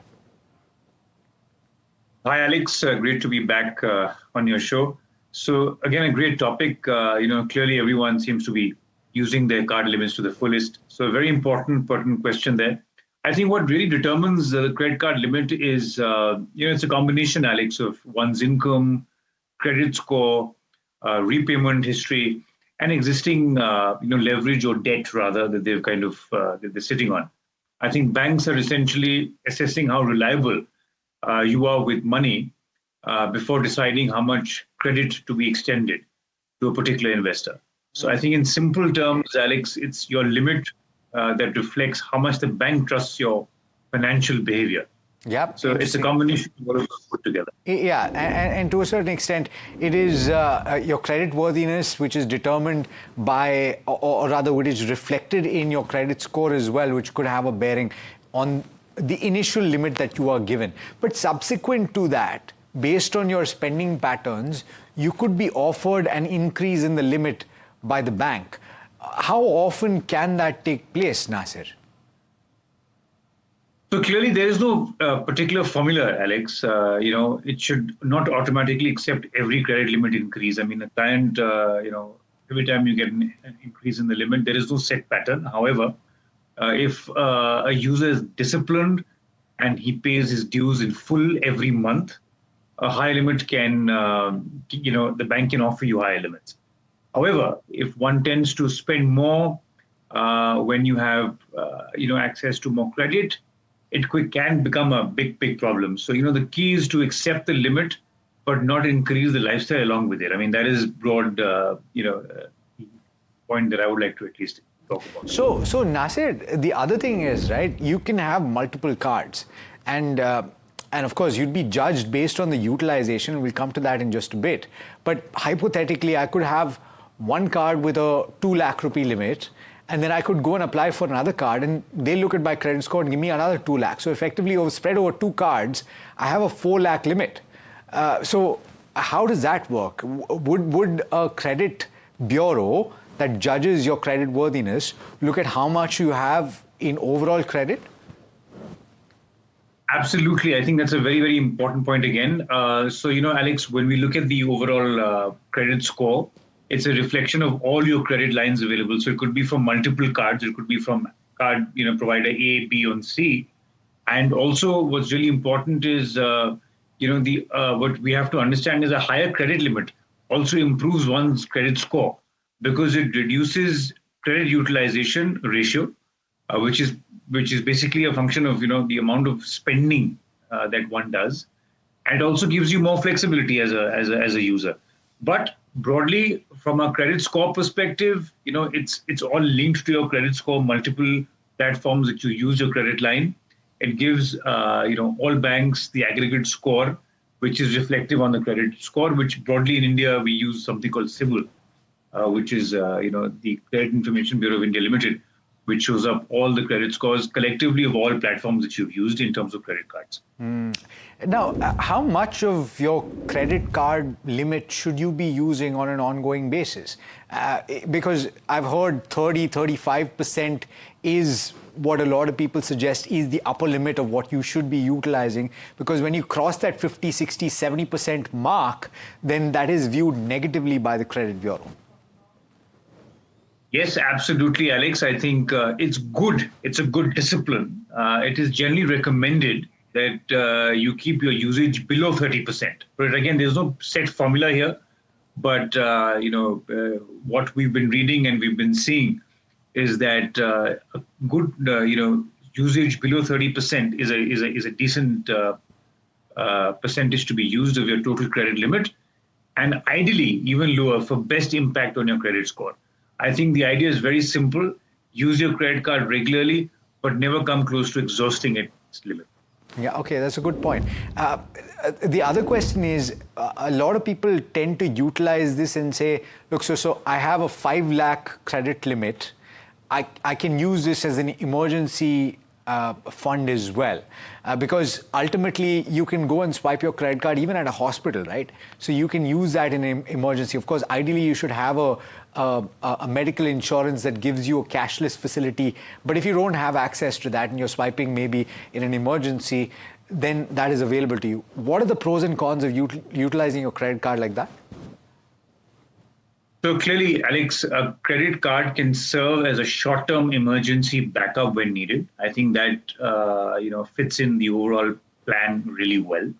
However, it should not replace a proper emergency corpus, which we've been talking about on your shows, because of the high interest costs associated with it. So the point is that if you've used it as an emergency, as long as you have your other emergency funds available to clear off the dues as and when it comes up, is a good is something which it can aid to this entire emergency backup liquidity option. And however, you must note, and all our viewers must know, that it is a safety net, not a financial plan, right? And that is what underscores the main difference between a credit line for emergency fund is against a financial plan. Nasir, going back to my first question, which is, if you do get that limit increase, should you take it every time? Because a lot of banks and cards offer you the ability to curb your spending to a certain limit. You can set your internal limit. So why not take that additional limit? It's positive. If you're disciplined and if you pay your dues in full every month, Alex, a higher limit can help all customers and clients. I don't see any challenges there. However, if you tend to spend more when you have access to more credit, it can become a big problem, right? So again, it's very, very simple. The key is to accept the limit, but not increase your lifestyle along with it. So you can have those limits. There is, again, you don't need to necessarily, there is no negative around it. Because as I said to you, it's very, very, self-discipline, an approach that needs to be adopted when you're looking at those increase in limits. Absolutely. From banks. Okay, so that's the crux of the conversation. Nasir, thanks so much for joining me today and for having this conversation with us. A pleasure having you. Thank you. Thank you always. All right, so there you go. If you get that message for a higher credit limit, then if you've been disciplined, as Nasir says, and if you've been using less than 30% of your overall limit, then why not go ahead and take it? As long as you ensure that you're not crossing that mark on an ongoing basis. Of course, remember that just one instance of crossing that 30% limit is not really going to cause too much of a problem down the line. And of course, you could do that for large purchases, etc. It's more of an ongoing utilization of your credit card that you need to pay attention to. I hope that helped you out. Let us know what you think about this conversation. We have to step into a very quick break, but do stay tuned. We've got more on the other side.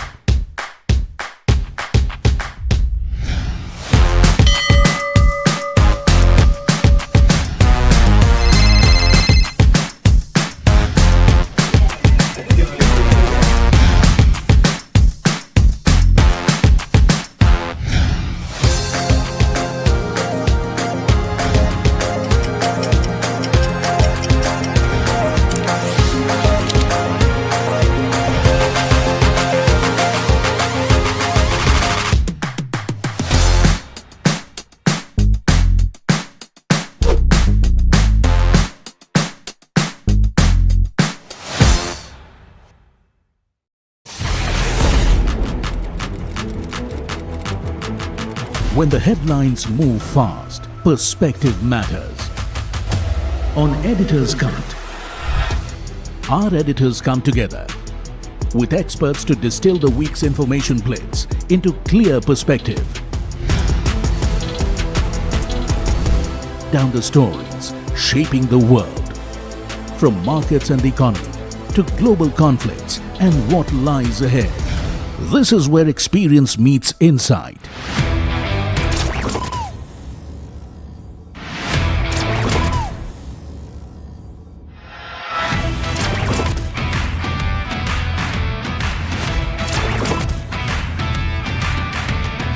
No noise, no hype, just sharp takes on what to watch next. Editor's Cut, every Friday, 3:30 p.m. only on NDTV Profit. He has been tracking markets for over a decade, spots the trends before they hit the screen. And he is now bringing his analysis to the show that the market watches. Watch Sharad Dubey on Know Your Company, a show that puts the most traded stocks under the scanner. We dissect the company so that you, the investor, don't have to get the management to answer questions relevant to you. Watch Know Your Company weekdays at 11:30 a.m. to understand your next big bet.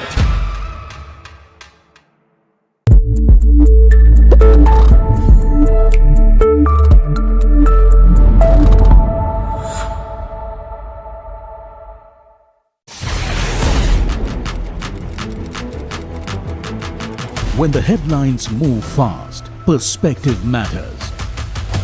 On Editor's Cut, our editors come together with experts to distill the week's information plates into clear perspective. Down the stories shaping the world, from markets and the economy to global conflicts and what lies ahead. This is where experience meets insight.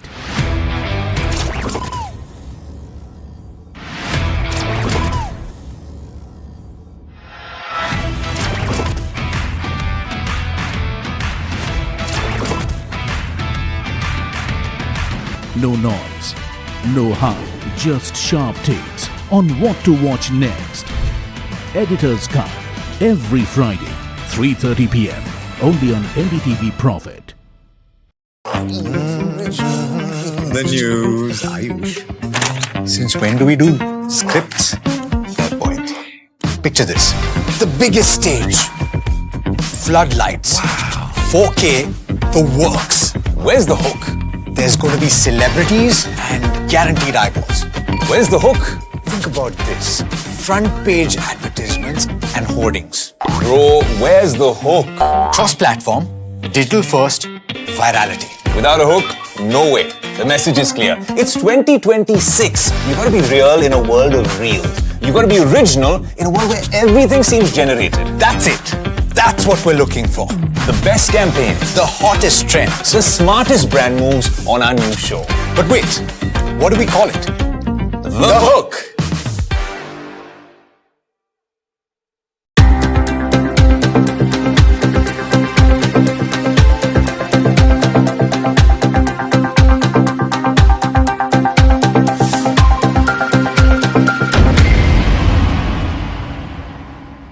Economy, business, world, technology.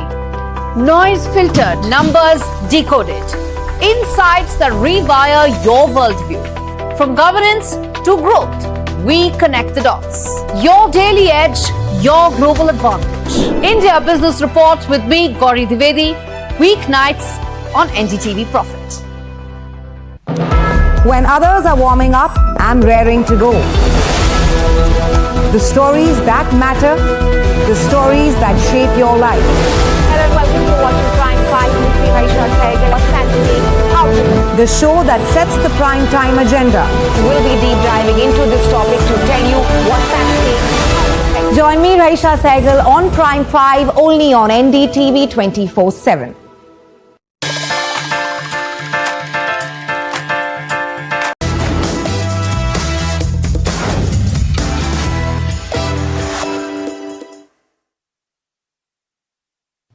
Welcome back.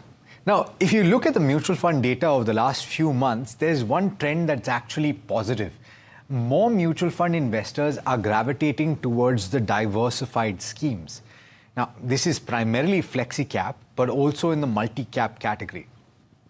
Is this a good idea, particularly at a time when market watchers are looking at the broader markets and saying that the return potential in the broader markets is actually higher at this stage, purely based on the expectation that some of these smaller companies will earn more than their larger counterparts?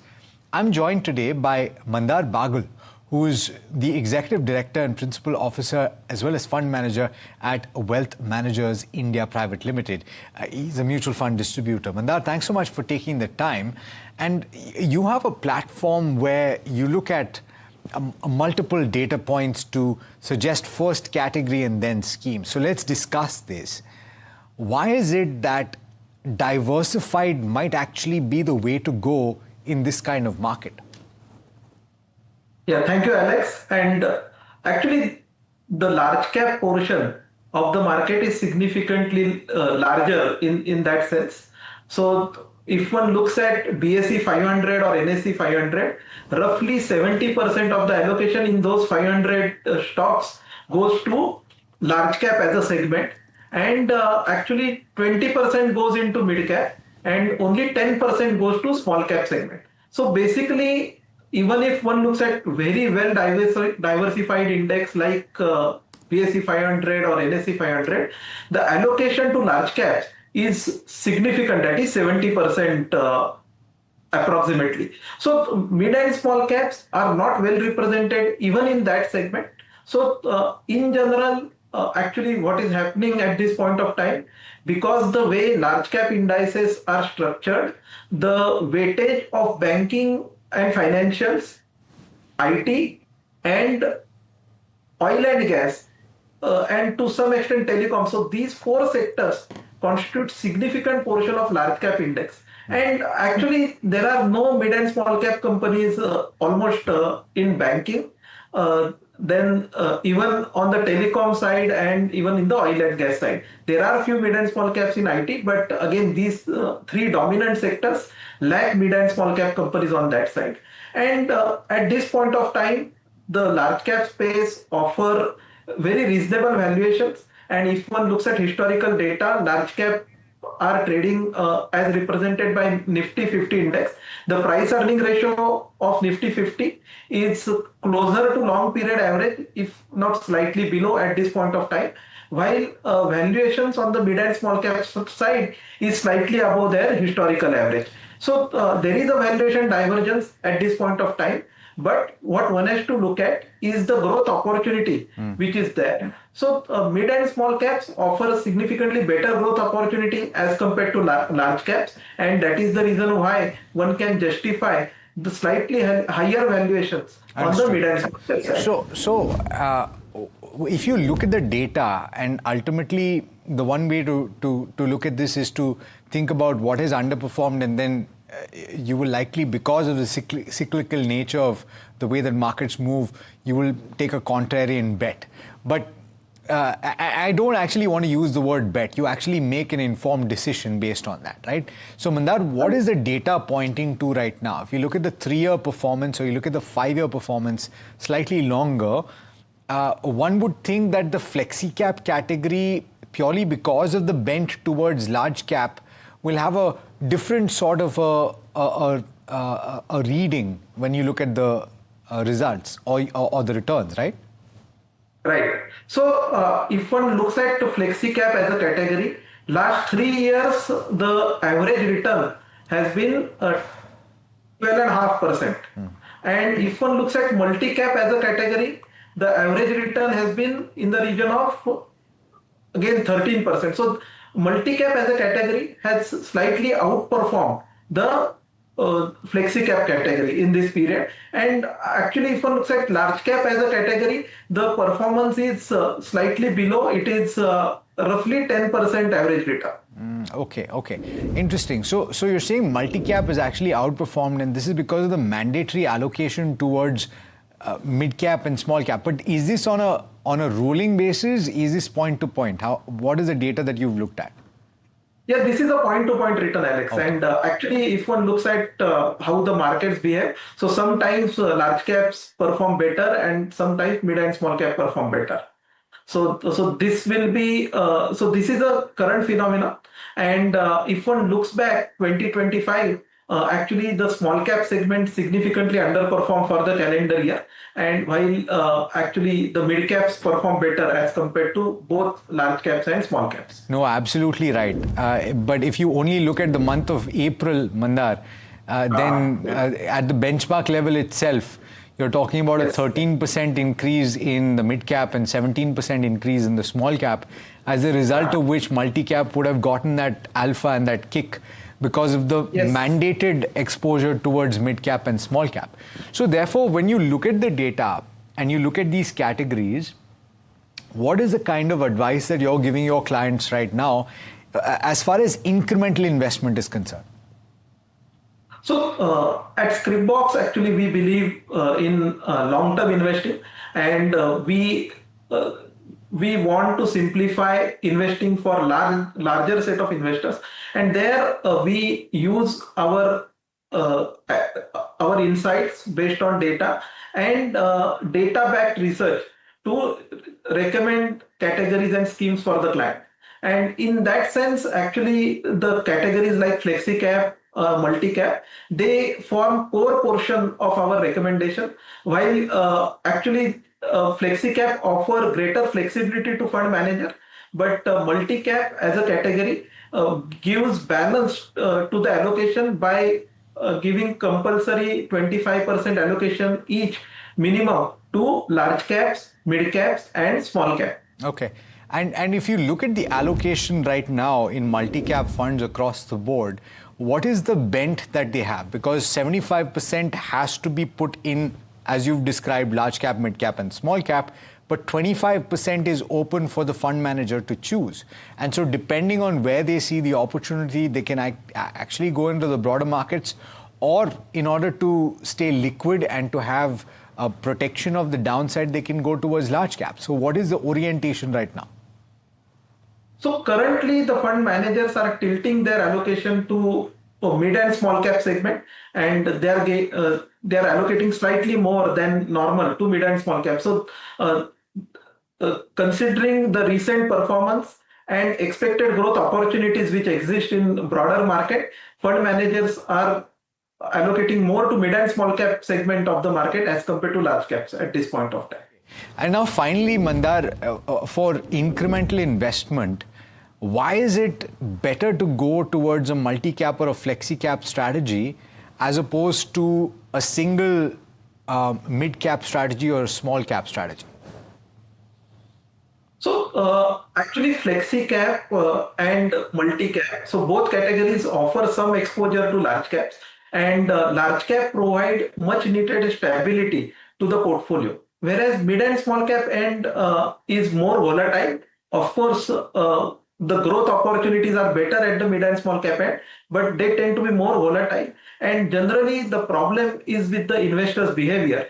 Because of the volatility, most of the investors will actually exit that category while looking at the not so good experience because of the volatility. So actually, large cap provides stability, and that gives good reason for long-term investors or for the retail investors to stay invested in a flexi-cap or multi-cap type of strategy over a longer period and get the benefit of compounding of returns. What has rolling returns told you about multi-cap versus flexi-cap though? So actually, the multi-cap as a category is relatively new. So most of the funds have been launched in the year 2021 onwards, and out of 30 multi-cap schemes, only 9 schemes are having more than 5 years of track record. So it's a relatively new category, and actually the rolling return data is not that deep for long, which is there for the multi-cap as a category. But going by the construct, actually it should be a good risk return profile as compared to standalone mid-cap or small-cap fund. Yeah, that's a good point actually, because a lot of people did choose to have the flexi cap category when that split took place. A lot of fund managers and fund houses chose to gravitate towards flexi cap rather than multi-cap, and multi-cap was opened later. So hopefully in the next 1 to 2 years, we'll have 6 years of data in which we can look at 3-year rolling. But Mandar, it's been an absolute pleasure. Thanks so much for taking the time. Pleasure speaking with you. Same here. Thank you. That brings us to the end of this edition of Your Money Matters. Thanks so much for tuning in. Do stay tuned. This is NDTV Profit.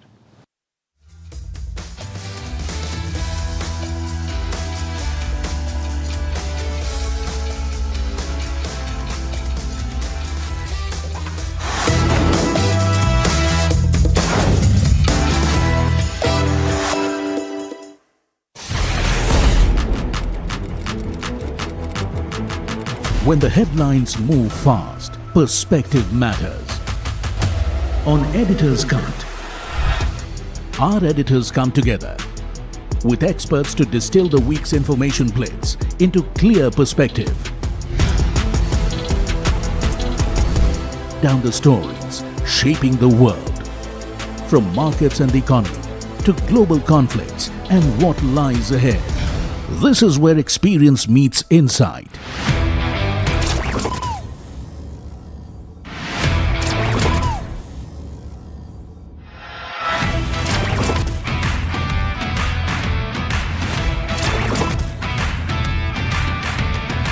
No noise, no hype, just sharp takes on what to watch next.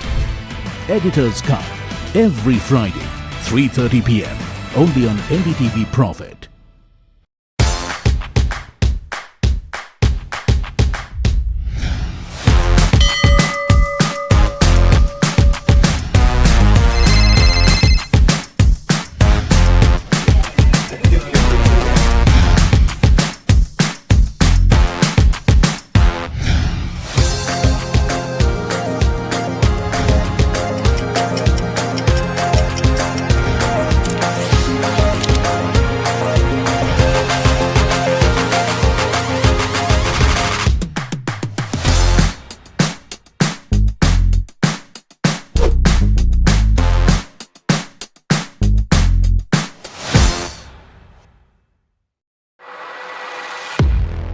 He has been tracking markets for over a decade, spots the trends before they hit the screen. And he is now bringing his analysis to the show that the market watches. Watch Sharad Dubey on Know Your Company, a show that puts the most traded stocks under the scanner. We dissect the company so that you, the investor, don't have to get the management to answer questions relevant to you. Watch Know Your Company weekdays at 11:30 a.m. to understand your next big bet.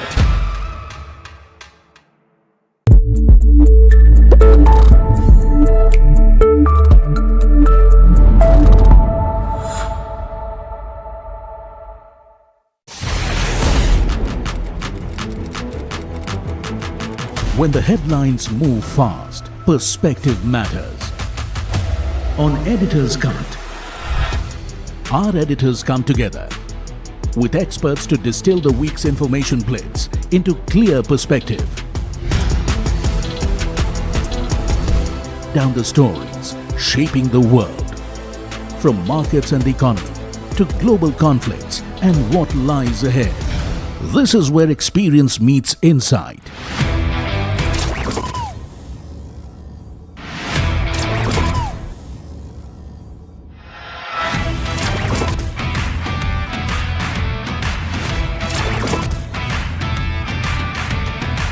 No noise, no hype, just sharp takes on what to watch next. Editor's Cut, every Friday, 3:30 p.m. only on NDTV Profit. The news, Ayush. Since when do we do scripts? Fair point. Picture this. The biggest stage. Floodlights. Wow. 4K, the works. Where's the hook? There's going to be celebrities and guaranteed eyeballs. Where's the hook? think about this. Front page advertisements and hoardings. Bro, where's the hook? Cross-platform, digital first, virality.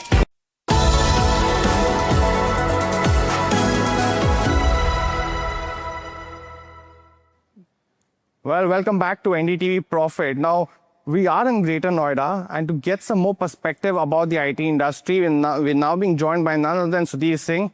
He is the MD and CEO of the company. Mr. Singh, thanks so much for joining in. It's a pleasure to have you here. My pleasure. It's good to be here. You held the Investor Day yesterday, and it was one of the most important ones. And firstly, thanks so much for inviting us in this huge campus, 25 acres here in Greater Noida. I've had the chance to look around, and it's a beautiful facility. We'll talk a little bit more about it, also show our viewers a bit. But as you go across this vision that you set for the company going into the next 4 to 5 years, you've given a big target or big vision or goal of $5 billion in terms of revenue. Talk us through that a little bit. You're currently at $2.4 billion and an ambitious target at a time where there's a lot of disruption in the IT industry. What gives you that confidence? Well, it's for starters, it's not terribly ambitious. All that we're saying is that we will continue the growth rate that we've been on for the last 9 years. This is just an extension of the growth rate that we've carved out for a decade. We aren't talking about going over and above and beyond it. We're just talking of maintaining it, though we'd be disappointed if we can't figure out a way at some point in time of pivoting that line upwards and accelerating the growth. So at this point in time, all we said yesterday was we have a run rate of $2.5 billion. All that we said yesterday was if all we do over the next 4 years is one acquisition of about $500 million and just maintain the rate that we've been on, we should by FY30 be a $5 billion organization on an ongoing basis. So that's the contention. The confidence comes from the order book that's locked in. The confidence comes from an execution track record that's been second to none. The confidence comes from the fact that we aren't just talking about AI. Everything that we talk about when we say execution, getting things done, did get translated. And you did hear it yesterday in the investor call as well. Yeah. The one thing, and because, I wanted to show our viewers also what you've developed as well. So it's a good time to get into the golf cart, just show viewers about the campus, just show what the strength is about. And as we go across, because there's a very important conversation that you also spoke about yesterday, and that was about how the company has been acquisition friendly. You've never failed an acquisition. And you spoke about the 5 acquisitions that you've had. As we go through, of course, the beautiful campus, talk us through where does that confidence come from as well? Because that's a strategy that you expect to continue going forward as well. Well, it's a mix of strategy and tactics both. There are 2 things that I've marked out our approach towards acquisitions. And both of those approaches have been very contrarian. Number one, when it comes to acquiring an asset, as we said yesterday, the contrarian approach comes from the fact that we never acquire a firm that is also being very actively solicited or assessed by any other organization. What that allows us to do is to do a very detailed due diligence, in person meet all the key clients, insist on meeting every member of the client services or the sales teams. So that approach has worked for us, as you rightly said, over the last 5 acquisitions over the last nearly 10 years. The second thing that's marked us out has been our approach, again, a contrarian approach when it comes to acquisitions, to the way in which we do drive the integration. The integration does not rest on the leader or the top 2 leaders of the organizations that we acquire to make it successful. We insist, once we consummate an acquisition, we insist that the number 1 and the number 2 leader of the organization do step away and that our leaders run. And that's a big so that's change where it that you comes do. from. I also just want to talk about the surrounding as well, because you spoke about how this garden is very close to you as part of the 25-acre campus as well. If you can show a little bit of the garden too, because you spoke about, and I think the CFO spoke about, they have a gym, you have a pool here as well, but this garden is very close to you. What is about the space that you like the most? Well, we call it the secret garden, and as the cart moves around, you'll get a sense of this. This is the garden where you will see a Navgrah, as per Vastu, that's been created. This is the place where actually, when I joined about a decade back, the founder of the firm used to sit, and we used to have reading sessions somewhere around here. Yes, correct. As we continue along this route, to the left, you will find the place where, and I suspect that's one of the very few places across Delhi, where we do grow tulips. And it's I said this yesterday. If you want to understand the capabilities of an organization, you can invite management teams. They can walk into a room, they'll walk you through it. But if you want to understand the soul of an organization, you do need to come back to where they're anchored. For us, all of us, all 45,000 of us across the world, the soul, the center point is this 25-acre campus. We've always maintained that we believe it's the finest technology campus in all of North India. Yeah. You rightly said. You talked about a cricket field that's coming up right now. There's a tulip garden. If you were here 4 months back, you would have seen to the left. Yeah. Swimming pools, auditoriums, amphitheaters, a guest house for employees. I think we do it all. Do it all. I also, because I want to ask you a lot more about acquisitions as well, but this cricket field also, because you have sports also is something that's very close to your heart as well. You make a lot of sports analogies also when you're speaking to investors, speaking to shareholders as well. Why is it so crucial for you to emphasize this with impact, and also, because of what is visible in this campus as well as we go across this huge field?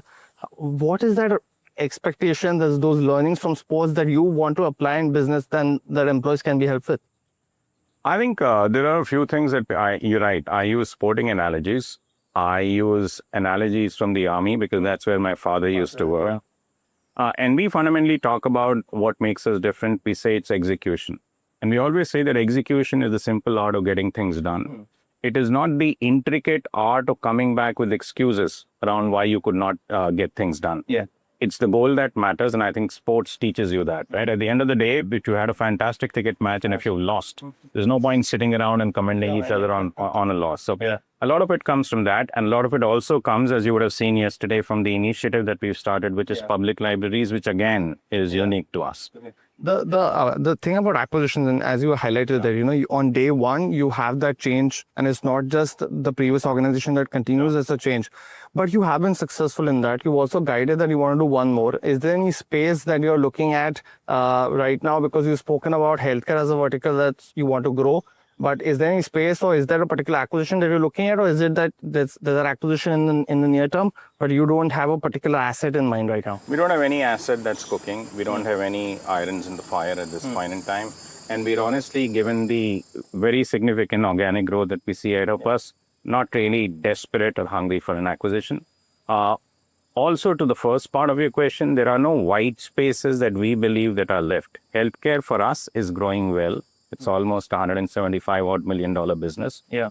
We suspect healthcare, even in the absence of an acquisition, is likely to go and do roaringly well on an ongoing basis. Yeah. We will keep looking out for assets as long as we find an asset that is not being very actively solicited. The valuation is reasonable, and the management team understands that we would like to step in and run it on a go-forward basis. We'll go for it.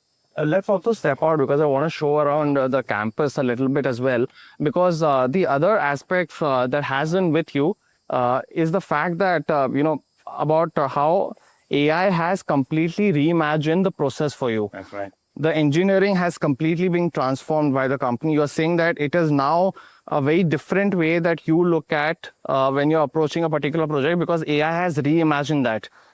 Could you just explain to us what has happened in the last 12 to 18 months since agentic AI come in, and how has it differentiated? How has it changed completely the way you look at new deals, the way you're approaching deals now? Sure. So for us, and this is a question that comes up very often, is AI deflationary? Is it a tailwind? And so on and so forth. We maintained, and I suspect we've been somewhat contrarian there, saying that from a Coforge vantage, from a Coforge perspective, AI is a tailwind, and a very clear tailwind. Specifically to AI engineering that you're talking about, what we presented yesterday, what Ram from our team talked about in terms of AI engineering was that the way we approached engineering, even 6 months back, versus how we approach it today, and that's what we presented to investors, has changed radically. 6 months back, engineering from our vantage was AI assisted, right? We had programmers, we had the equivalent of co-pilots, and that's where the momentum was coming from. Yeah. When Ram presented yesterday in the investor meet, he talked about the fact that it's now AI-led. Yes. And to your immediate question, once again, the example that he gave was the largest legacy modernization program that we're running today. The entire process of the ingestion pipeline, the entire process of the knowledge assessment, knowledge management pipeline, and the entire forward engineering in that live example was being done by 25 agents spread across these 3 specific stacks, right? So broadly, sum and substance, from being AI assisted, it is now AI led. And it is becoming a very significant near-term opportunity from our vantage.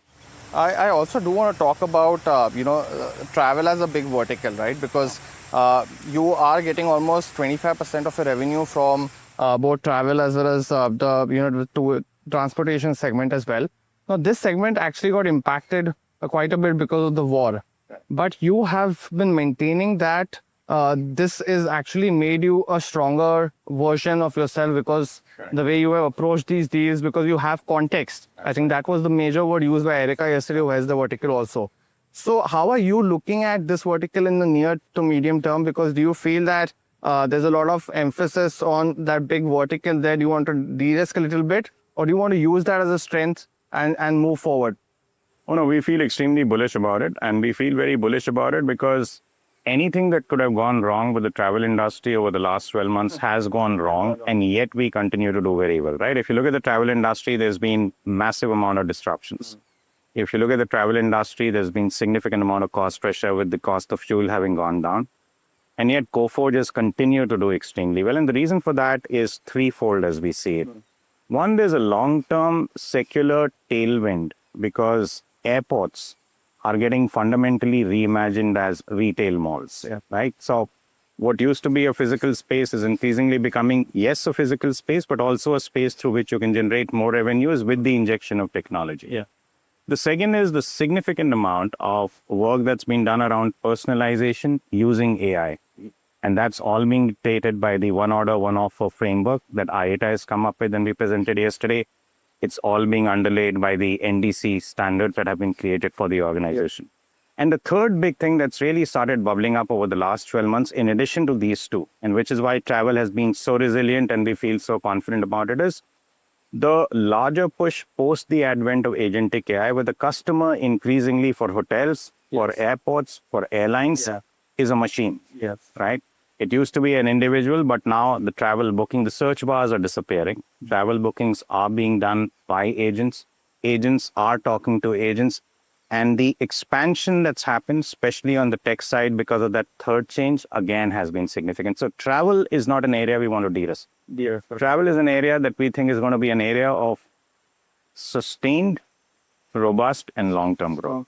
And that's a very important point you make, right? Because the way today an individual is planning a holiday has completely changed. He'll go to these models, he'll try to put in the prompts that he wants, the places he wants to visit, the kind of vacation he wants. So how has that actually changed the way for your clients? And what is the demand that they have from you now? Because as you rightly mentioned, I am not, the way I would book a holiday has completely changed, and I'm talking to another agent, and that agent is talking to your customer who might be in the travel and hospitality business. So what has changed for that customer, and what is the demand from you now? So the demand from us as a services provider is that the teams that we put up need to be deeply embedded in the travel domain. You can't have folks who've been trained for a week who land up there. When you look at us, the teams that go out there are going out there from Coforge, which is a firm that is working with 60 airlines right now. We are a firm that has its own travel product, which helps with revenue accounting for 30 airlines across the world. We have done 20 PSS migrations, which are the most complex things that you can do. The big ask coming in from airlines, the big ask coming in from airports, the big ask coming in from hotels and casinos is, give us the ontology, give us the knowledge management brain, which underlies the technology process that you come up with. And you can't do that unless you have folks who understand the NDC standards, unless there are folks who actually done multiple PSS migrations in one order, one offer framework. You explained about PSS. So just for the benefit for viewers, that is essentially the neurology of any particular airline, so that they also, understand their customer better. So when you mentioned that there have been 20 of those that you've done already, is it that has been bigger benefits for your clients and hence they keep coming back to you? PSS is the passenger service system. PSS is really the core around which you would plan, or you used to plan the entire passenger journey, right? You used to. Increasingly, it's machines. Increasingly, it is agentic AI that is coming in and disintermediating that framework itself. But at the end of it, a PSS migration really needs you to have not just smart engineers, but domain-enabled and deeply domain-embedded engineers. The 20 PSS migrations we've done, the bunch of folks who've actually been part of those migrations, when they walk into the 21st or the 22nd or the 23rd, the entire time that it takes for them to come up to speed, to contribute, and to start leveraging all the AI agentic frameworks that we have collapses significantly.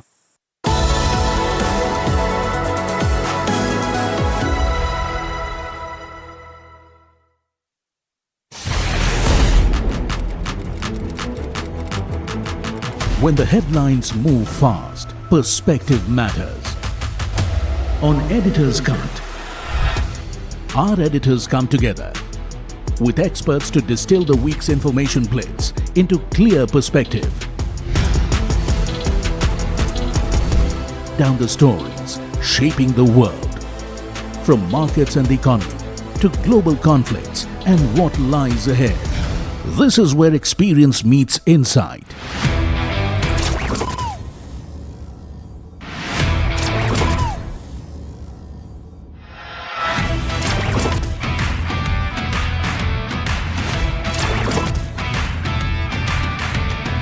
No noise, no hype, just sharp takes on what to watch next. Editor's Cut, every Friday, 3:30 p.m. only on NDTV Profit.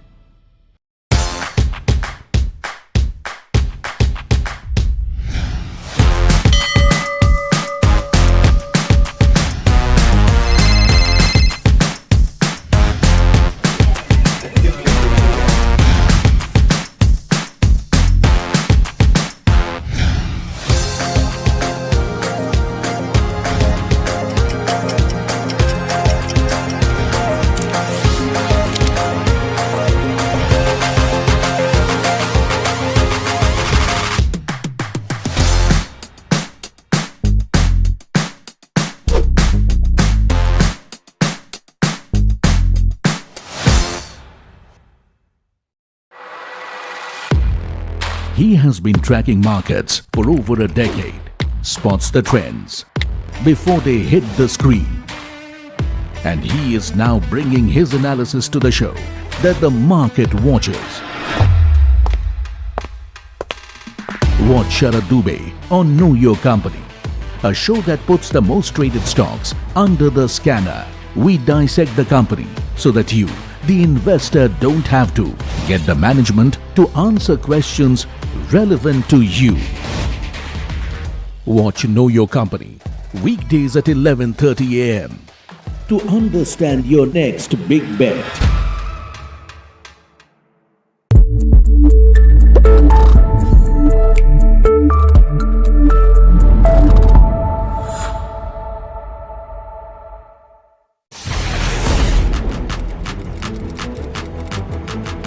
When the headlines move fast, perspective matters. On Editor's Cut, our editors come together with experts to distill the week's information plates into clear perspective. Down the stories shaping the world, from markets and the economy to global conflicts and what lies ahead. This is where experience meets insight.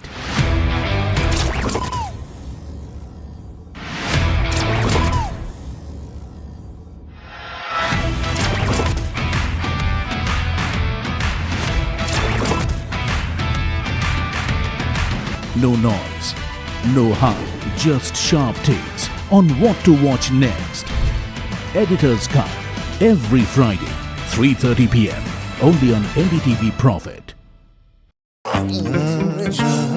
The news, Ayush. Since when do we do scripts? Fair point.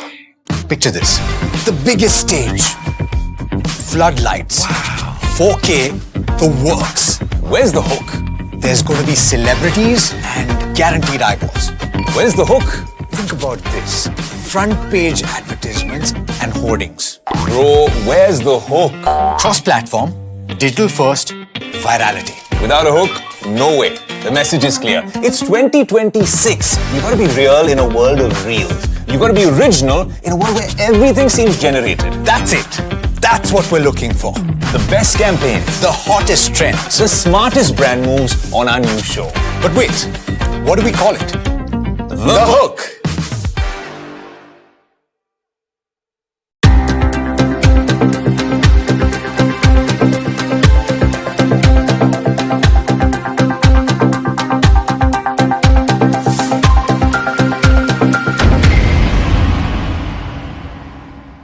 Economy, business, world, technology.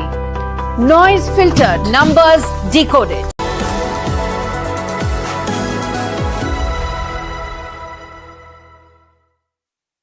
I think the one important point yesterday in the speech that you also made at the start of the Investor Day was emphatically something that we spoke about on acquisitions, that you never failed in acquisitions, but also guiding to the street that there is a lot of preparedness with AI as well as amongst other factors. Right. Now, to address the elephant in the room, there's always a comparison between you and you're one of the closest peers in the mid-cap space. Do you feel that the market is not currently capturing what you've been trying to present as the vision that you go into the next 4 years, and hence this is going to be one of the bigger moments in terms of the company's history as you look at the Investor Day 2026, maybe 2-3 years down the line? That will be a big change that people should have watched out for. Is that your opinion? We're very grateful to the market. We're very grateful to our clients for everything that we've achieved over the last 9 years. I don't think there's a sense of despair or regret at all. Just any which way we slice our performance and what we've been rewarded for. We do at the same time believe, and what we were trying to present yesterday, is that at a time when the industry seems to be on the defensive, at a time where the prevalent narrative is all around AI being deflationary, there are immediate demand pools which we are addressing. Immediately, as of today, and we talked about 6 of them yesterday, right? We talked about the fact that there is immediate pressing requirement for setting up cloud modernization, AI frameworks, for helping with model hosting. We gave examples of that for MLOps, etc. So that's one demand pool. We talked about 5 more, setting up data pipelines for AI. We talked about security and the opportunity that's come up for AI risk remediation. We talked about engineering, which is the conversation you and I had. So the point that we wanted to leave everyone with was, we understand when the frontier models talk about the fact that they have a big runway for growth. We understand when a Snowflake or a Databricks talks about expanding their pie. What we don't understand is the defensiveness that has crept in. There are immediate emerging demand pools. Some of them are just expansion of the existing service lines, which are the ones I talked about now. And some of them are newer demand pools, advisory that is coming up. Agentic solutions embedded in workflows that are coming up, which offer us also a significant runway for growth. The other thing that, and if you can give us some perspective on, is that you have these three key verticals, right? Banking, insurance, as well as what travel tourism, of course, that we spoke about. Right. You want to go into healthcare, you want to look at life sciences, as well as the payer and provider group as well. I think you had some success already in the provider side, looking at improving the payer side as well.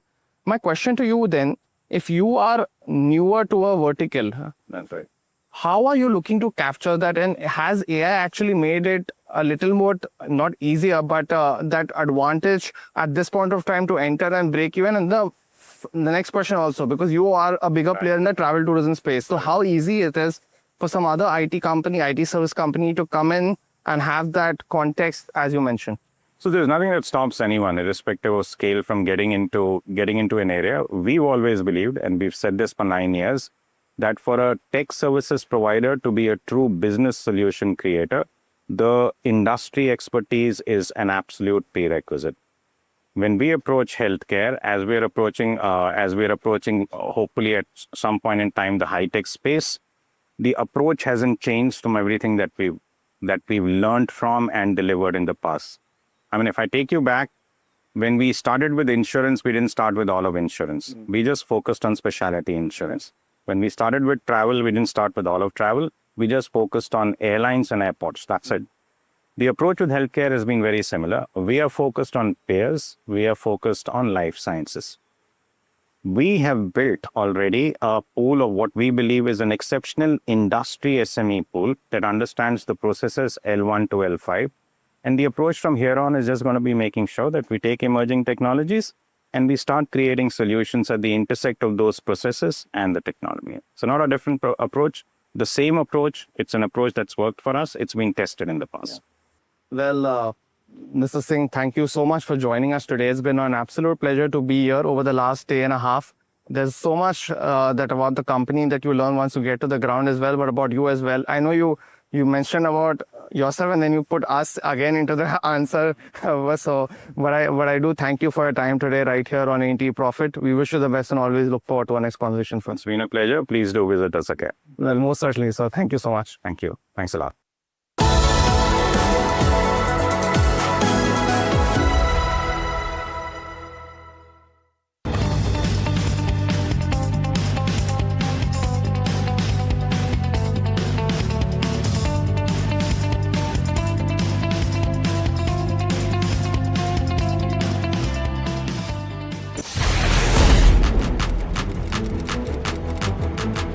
When the headlines move fast, perspective matters.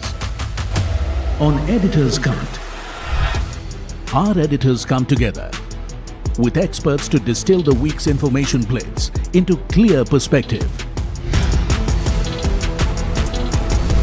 Down the stories shaping the world, from markets and the economy to global conflicts and what lies ahead. This is where experience meets insight.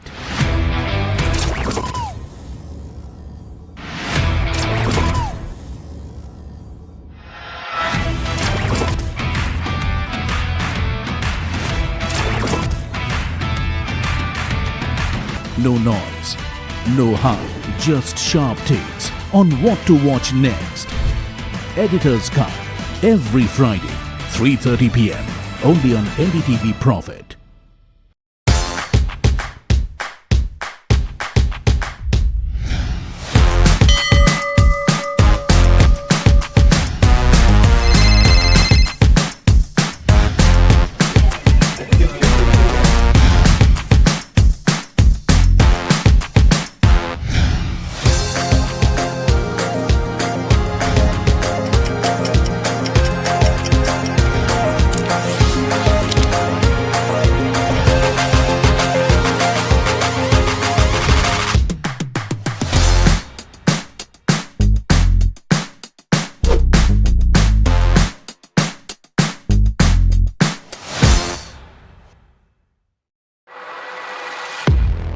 He has been tracking markets for over a decade, spots the trends before they hit the screen. And he is now bringing his analysis to the show that the market watches. Watch Sharad Dubey on Know Your Company, a show that puts the most traded stocks under the scanner. We dissect the company so that you, the investor, don't have to get the management to answer questions relevant to you. Watch Know Your Company weekdays at 11:30 a.m. to understand your next big bet.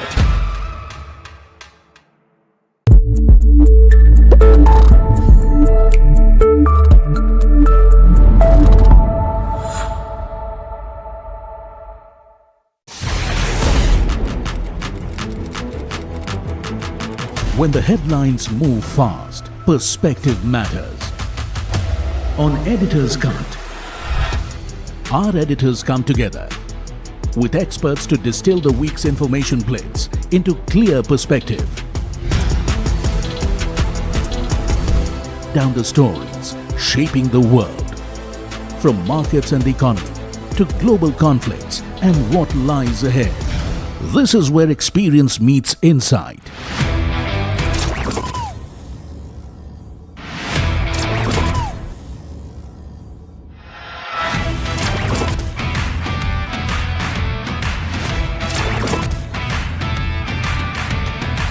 No noise, no hype, just sharp takes on what to watch next. Editor's Cut, every Friday, 3:30 p.m. only on NDTV Profit. The news, Ayush. Since when do we do scripts? Fair point. Picture this. The biggest...